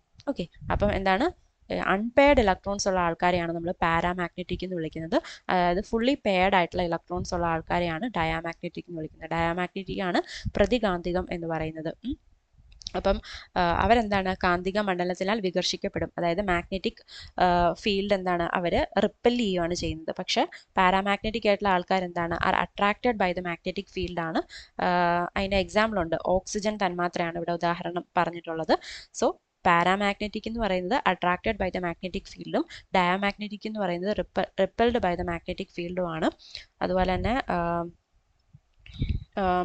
അൺപെയർഡ് ഇലക്ട്രോൺസ് ഉള്ള ആൾക്കാരെയാണ് നമ്മൾ എന്ത് വിളിക്കുന്നത്, പാരാമാഗ്നറ്റിക് എന്ന് വിളിക്കുന്നത്. ഫുള്ളി ഒക്യുപ്പൈഡ് ആയിട്ടുള്ള അല്ലെ ഡബ്ലി ഒക്യുപ്പൈഡ് ആയിട്ടുള്ള മോളിക്യൂൾസ് ആണ് എന്താ ഡയാമാഗ്നറ്റിക് എന്ന് പറയുന്നത്. ഓക്കെ,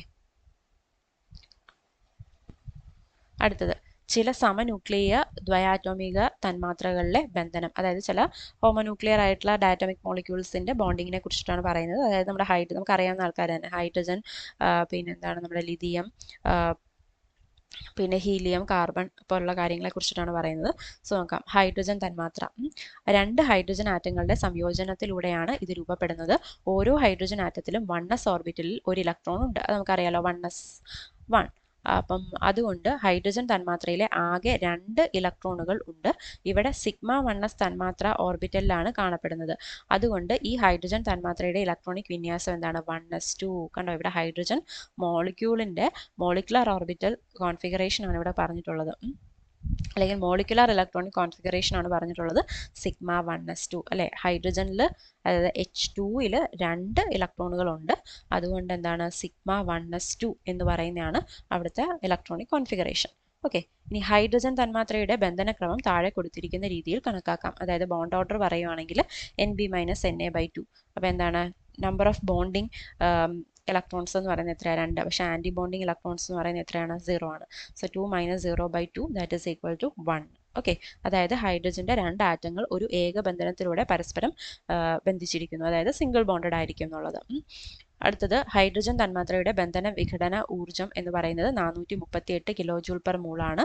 അതുപോലെ ബന്ധന ദൈർഘ്യം എന്ന് പറയുന്നത് എത്രയാണ്? 74 പൈക്കോമീറ്ററും ആണ്. ഓക്കെ, ഇനി ഹൈഡ്രജൻ തന്മാത്രയിൽ ജോഡിയില്ലാത്ത ഇലക്ട്രോണുകൾ ഇല്ലാത്തതിനാൽ ഇതെന്താണ്? പ്രതികാന്തികമാണ്, ഡയാമാഗ്നറ്റിക് ആണ്. അൺപെയർഡ് ആയിട്ടുള്ള ഇലക്ട്രോൺസ് ഒന്നും ഇല്ലാത്തതുകൊണ്ട് അതെന്താണ്? ഡയാമാഗ്നറ്റിക് ആണെന്ന് നമുക്ക് പറയാം. ഓക്കെ, അടുത്ത ഹീലിയത്തിന്റെ പറയാലോ. ഹീലിയം എന്ന് പറയുമ്പോൾ He2 ആണ് അല്ലെ. Heയിൽ എന്താണ്? 2 ഇലക്ട്രോൺസ് ആണുള്ളത്. 1s2 ആണ് അവരുടെ ഇലക്ട്രോണിക് കോൺഫിഗറേഷൻ. അപ്പോൾ 2 ഹീലിയം ആകുമ്പോഴത്തേക്കും എന്താണ്? 4 ഇലക്ട്രോണുകളായി അല്ലെ. അപ്പോൾ എന്താണ്? ഈ ഇലക്ട്രോണുകൾ sigma 1s, sigma star 1s എന്നീ തന്മാത്ര ഓർബിറ്റുകളിൽ എന്ത് ചെയ്യുന്നു? സ്ഥിതി ചെയ്യുന്നു. അപ്പോൾ അതിന്റെ മോളിക്കുലർ ഇലക്ട്രോണിക് കോൺഫിഗറേഷൻ നോക്കിക്കേ. Sigma 1s2, sigma star 1s2. അപ്പോൾ ഇതിന്റെ ബോണ്ട് ഓർഡർ എങ്ങനെയാണ്? 1/2 × 2 - 2 ദാറ്റ് ഈസ് ഈക്വൽ ടു 0. അതായത് ഹീലിയം തന്മാത്ര അസ്ഥിരമാണ്, അതിന് നിലനിൽപ്പില്ല അല്ലെ. He2 എന്ന് പറയുന്നത് എന്താണ്? നിലനിൽപ്പില്ലാത്തൊരു തന്മാത്രയാണ്. കാരണം അവിടെ ബോണ്ട് ഓർഡർ എന്ന് പറയുന്നത് എന്താണ്? 0 ആണ്. ഇതുപോലെ Be2 അതായത് ബെറിലിയം തന്മാത്രയ്ക്ക് sigma 1s2, sigma star 1s2, sigma star 2s2, sigma star 2s2 എന്നുള്ള നിലനിൽപ്പില്ല എന്ന് കാണാം. കാരണം ഇവിടെ നമ്പർ ഓഫ് ബോണ്ടിങ്ങും നമ്പർ ഓഫ് ആൻറ്റി ബോണ്ടിങ്ങും ആയിട്ടുള്ള ഇലക്ട്രോൺസ് എന്താണ്? ഈക്വൽ ആണ്. അപ്പോൾ രണ്ടും കൂടെ മൈനസ് ചെയ്യുമ്പോൾ എന്താണ്? 0 ആയി പോകും. അതുകൊണ്ട് Be2നും He2നും എന്താണ്? നിലനിൽപ്പില്ല, അവർ എക്സിസ്റ്റ് ചെയ്യത്തില്ല. ഓക്കെ, അടുത്ത ലിഥിയം തന്മാത്ര അതായത് Li2. ഇനി എന്താണ്? ലിഥിയത്തിന് ഇലക്ട്രോൺ വിന്യാസം എന്ന് പറയുന്നത് 1s2 2s1 എന്നാണ്, അതായത് 3 ആണ് അറ്റോമിക് നമ്പർ. സോ Li2ൽ ആകെ 6 ഇലക്ട്രോണുകളാണ് ഉള്ളത് അല്ലെ. അതുകൊണ്ട് Li2 ലിഥിയത്തിൻ തന്മാത്രയിൽ എന്താണ്? ഇലക്ട്രോൺ വിന്യാസം എന്താണ്? Sigma 1s2, sigma star 1s2, sigma 2s2. ഇതാണ് അവിടെ electronic configuration in molecular electronic configuration എന്ന് പറയുന്നത്. സോ മുകളിൽ കൊടുത്തിരിക്കുന്ന ഇലക്ട്രോൺ വിന്യാസം എന്താണ്? KK സിഗ്മാസ്2 എന്നും എഴുതാവുന്നതാണ്. ഇവിടെ KK എന്നത് പൂരിത കേശൽ ഘടനയായ sigma 1s2, sigma star 1s2 ഇതിനെ സൂചിപ്പിക്കുന്നു. ഓക്കെ, നമ്മൾ ഇലക്ട്രോണിക് കോൺഫിഗറേഷൻ അറ്റോമിക് ഓർബിറ്റൽസിൻ്റെ എഴുതിയപ്പോഴും ഇങ്ങനെയൊക്കെ എഴുതിയിട്ടുണ്ടായിരിക്കുന്നത്. അതായത് നമ്മുടെ ഫുള്ളി ഫിൽഡ് ആയിട്ടുള്ള ഒരു നോബൽ ഗ്യാസിൻ്റെ നമ്മൾ ബ്രാക്കറ്റിലിട്ട് എഴുതിയിട്ട് പിന്നെ റെസ്റ്റ് ഓഫ് ദി വാലൻസ് ഓർബിറ്റൽസിനെ നമ്മൾ റെപ്രസെൻറ്റ് ചെയ്യുന്നത് പോലെ തന്നെ ഇവിടെ KK എന്ന് കൊടുത്താൽ K ഷെല്ലിനെയാണ്, കംപ്ലീറ്റ്ലി ഫിൽഡ് ആയിട്ടുള്ള K ഷെല്ലിനെയാണ് അവിടെ റെപ്രസെൻറ്റ് ചെയ്യുന്നത്. അത് കഴിഞ്ഞിട്ട് പിന്നെ സിഗ്മ 2s2 കൂടെ അതിൽ ഉണ്ടെന്നാണ് അർത്ഥം. ഓക്കെ, ദെൻ Li2 തന്മാത്രയിൽ 4 ഇലക്ട്രോണുകൾ ബന്ധന തന്മാത്ര ഓർബിറ്റലുകളിലും 2 ഇലക്ട്രോണുകൾ പ്രതിബന്ധന തന്മാത്ര ഓർബിറ്റലുകളുമാണെന്നത് അതിൻ്റെ ഇലക്ട്രോൺ വിന്യാസത്തിൽ നിന്നും വ്യക്തമാണ്. അപ്പം അതുകൊണ്ട് അതിൻ്റെ ബന്ധനക്രമം 1/2 × 4 - 2 ഇസ് ഈക്വൽ ടു 1 ആണ്. അതായത് Li ഒരു സ്ഥിരതയുള്ള തന്മാത്രയാണ്. ഇതിൽ ജോഡിയില്ലാത്ത ഇലക്ട്രോണുകൾ ഇല്ലാത്തതിനാൽ അത് പ്രതികാന്തികം ആയിരിക്കും. അതായത് ജോഡിയില്ലാത്ത ഇലക്ട്രോൺസ് ഒന്നുമില്ല, എല്ലാവരും എന്താണ്? ജോഡിയുള്ള ആൾക്കാരാണ്. അപ്പോൾ അതുകൊണ്ട് എന്താണ്? അത് ഡയാമാഗ്നറ്റിക് ആയിരിക്കും എന്തെന്ന് പറയുന്നത്? ലിഥിയം എന്ന് പറയുന്നത്. ഓക്കെ, അതുപോലെ തന്നെ ലിഥിയത്തിൻ്റെ ബോണ്ട് ഓർഡർ എന്ന് പറയുന്നത് എത്രയാണ്? 1 ആണ് വരുന്നത് അല്ലേ.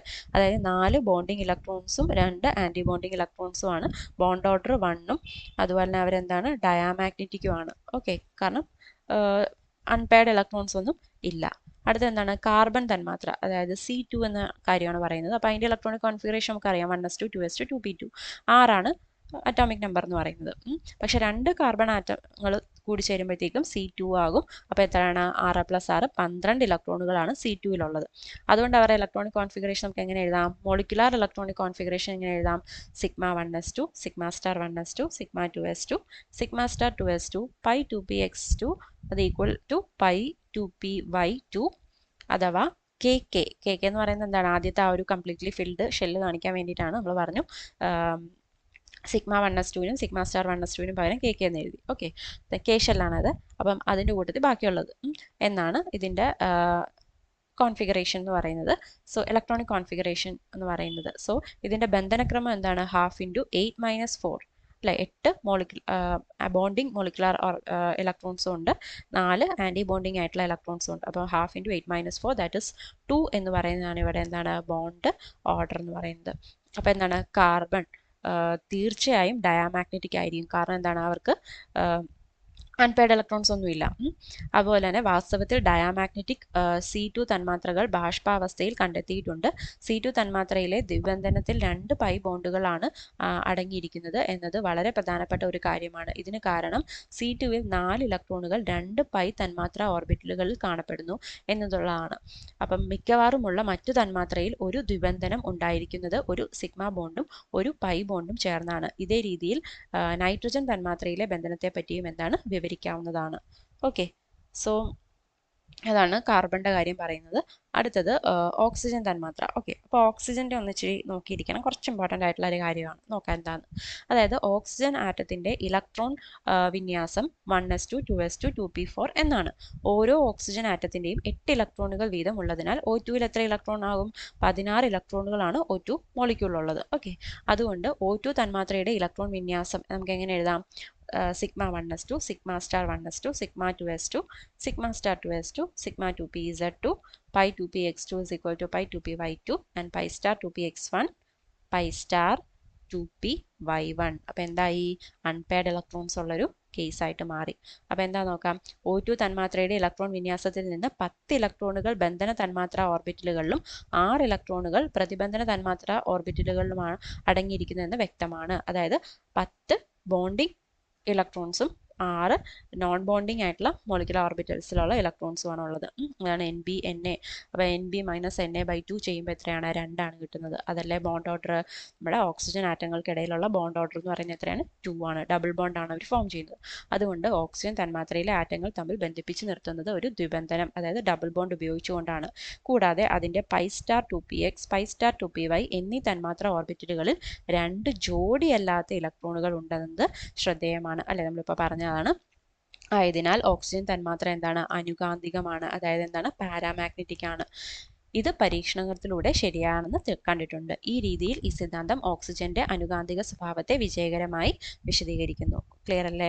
ഓക്കെ, അപ്പോൾ ഓക്സിജൻ പാരാമാഗ്നറ്റിക് ആണെന്ന് ഈ ഒരു തിയറി വെച്ചിട്ട് എന്താണ് നമുക്ക് സക്സസ്ഫുള്ളി എക്സ്പ്ലെയിൻ ചെയ്യാനായിട്ട് പറ്റും. ഇനി ഇതുപോലെ പീരിയോഡിക് ടേബിളിലെ 2ാം നിരയിലെ മറ്റ് സമന്യൂക്ലിയ ദ്വയാറ്റോമിക തന്മാത്രകളുടെ ഇലക്ട്രോൺ വിന്യാസം എഴുതുവാൻ കഴിയും. B2 മുതൽ Ne2 വരെയുള്ള തന്മാത്രകളുടെ ഇലക്ട്രോൺ ക്രമീകരണവും തന്മാത്രാ സ്വഭാവങ്ങളും ചിത്രം 4.21 കൊടുത്തിരിക്കുന്നു.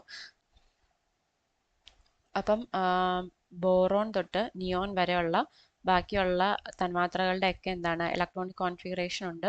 അതുപോലെ തന്നെ അവരുടെ ബന്ധനക്രമം, കാന്തിക സ്വഭാവം, ബാഹിതമ ഇലക്ട്രോൺ വിന്യാസം, ഇതൊക്കെയാണ് എന്താ ഈ ഒരു ചാർട്ടിൽ സൂചിപ്പിച്ചിട്ടുള്ളത്. ഓക്കെ,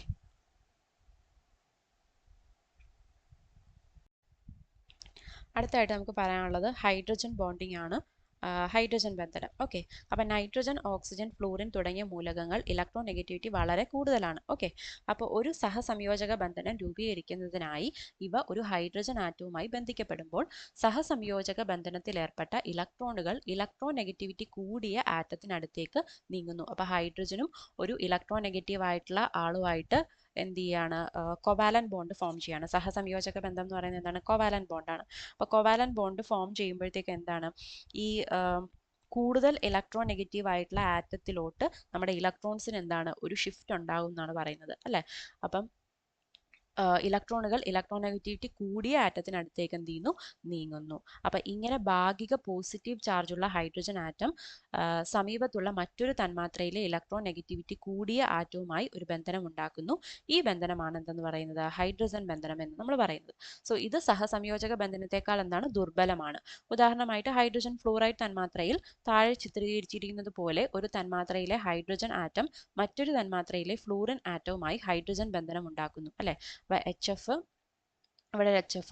അപ്പോൾ ഈ തന്മാത്രയിലെ ഹൈഡ്രജൻ ആറ്റം എന്ന് പറയുന്നത് മറ്റൊരു തന്മാത്രയിലെ ഫ്ലൂറിൻ ആറ്റവുമായിട്ട് എന്ത് ചെയ്യുന്നുണ്ട്, ഈ ഹൈഡ്രജൻ ബോണ്ട് ഫോം ചെയ്യുന്നുണ്ട്. ഇനി ഹൈഡ്രജൻ ബന്ധനത്തെ സൂചിപ്പിക്കുവാനായിട്ടാണ് ഇടവിട്ടുള്ള വരയും സഹസംയോജക ബന്ധനത്തെ സൂചിപ്പിക്കുവാൻ കട്ടിയുള്ള വരയും ഉപയോഗിക്കുന്നു അല്ലെ. അപ്പം ഇവിടുത്തെ ഈ എച്ചും എഫും തമ്മിൽ എന്താണ്, നമ്മുടെ കോവാലൻ ബോണ്ടാണ്. പക്ഷേ ഈ എഫും എച്ചും തമ്മിൽ എന്താണ്, ഹൈഡ്രജൻ ബോണ്ടാണ് ഉള്ളത്.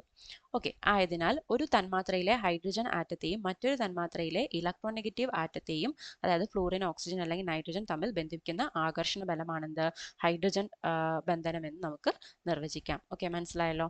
ഇനി ഹൈഡ്രജൻ ബന്ധന രൂപീകരണത്തിന്റെ കാരണം പറയുന്നുണ്ട്. നമ്മളിപ്പോൾ പറഞ്ഞതൊക്കെ തന്നെയാണ്. നോക്കാം.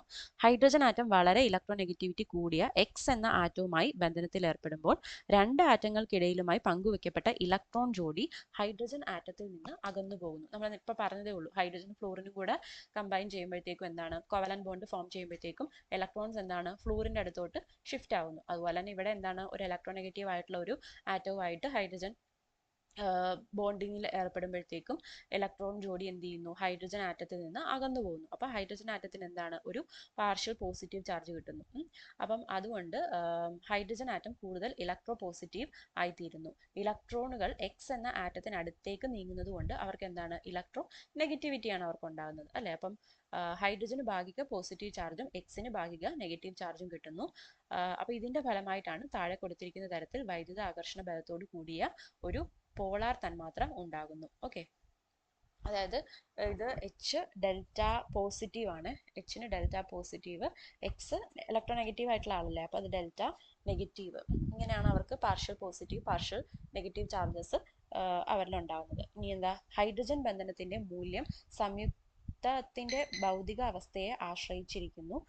ഇത് ഖരാവസ്ഥയിൽ ഏറ്റവും കൂടുതലും വാതകാവസ്ഥയിൽ ഏറ്റവും കുറവുമാണ്.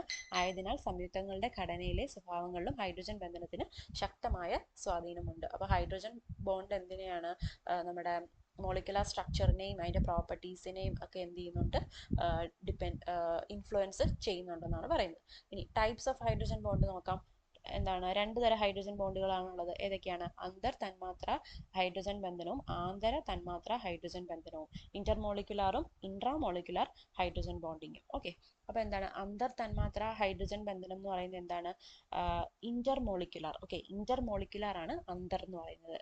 ഇനി ഒരേ സംയുക്തത്തിന്റെയോ വ്യത്യസ്ത സംയുക്തങ്ങളുടെയോ രണ്ട് വ്യത്യസ്ത തന്മാത്രകൾ തമ്മിൽ ഉണ്ടാകുന്ന ഹൈഡ്രജൻ ബന്ധനമാണ് അന്തർ തന്മാത്ര ഹൈഡ്രജൻ ബന്ധനം എന്ന് പറയുന്നത്. അപ്പം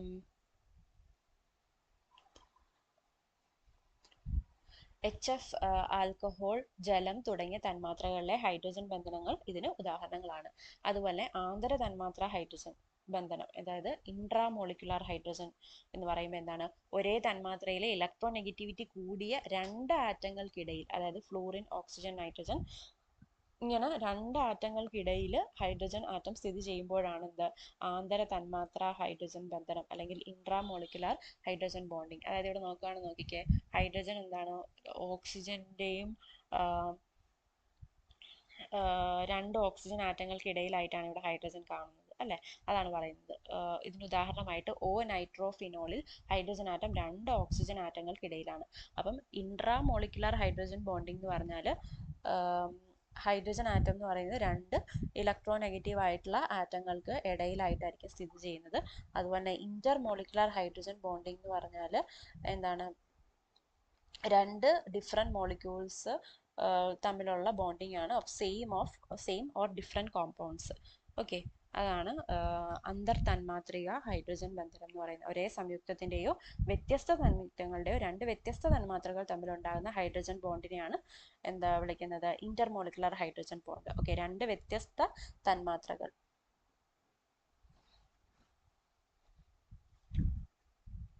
അപ്പോൾ ഇതോടുകൂടി നമ്മുടെ ഈ ഒരു ചാപ്റ്റർ കഴിഞ്ഞിരിക്കുകയാണ്. സോ നമ്മുടെ സിലബസിലെ ഈ ഒരു സെക്കൻഡ് ചാപ്റ്ററിലെ കുറേ ഭാഗങ്ങളൊക്കെ നമ്മൾ ഡിസ്കസ് ചെയ്തു. അപ്പം ഇതായിരുന്നു ലാസ്റ്റ് ടോപ്പിക് എന്ന് പറയുന്ന ഹൈഡ്രജൻ ബോണ്ടിങ്. അതും കംപ്ലീറ്റ് ചെയ്തു. ഇനി നമ്മൾ അടുത്ത ക്ലാസ് മുതൽ ഫിസിക്സിൻ്റെ ക്ലാസ്സസ് ആയിരിക്കും എടുക്കുന്നത്. ഫിസിക്സിൻ്റെ കണ്ടിന്യൂഷൻ ആയിരിക്കും എടുക്കുന്നത്. സോ നിങ്ങൾക്ക് ഈ ഒരു ക്ലാസ്സിൽ എന്തെങ്കിലും സജഷൻസോ എന്തെങ്കിലും പറയാനോ ഒക്കെ ഉണ്ടെങ്കിൽ കമൻറ്റ് ചെയ്യാം. Okay, thank you.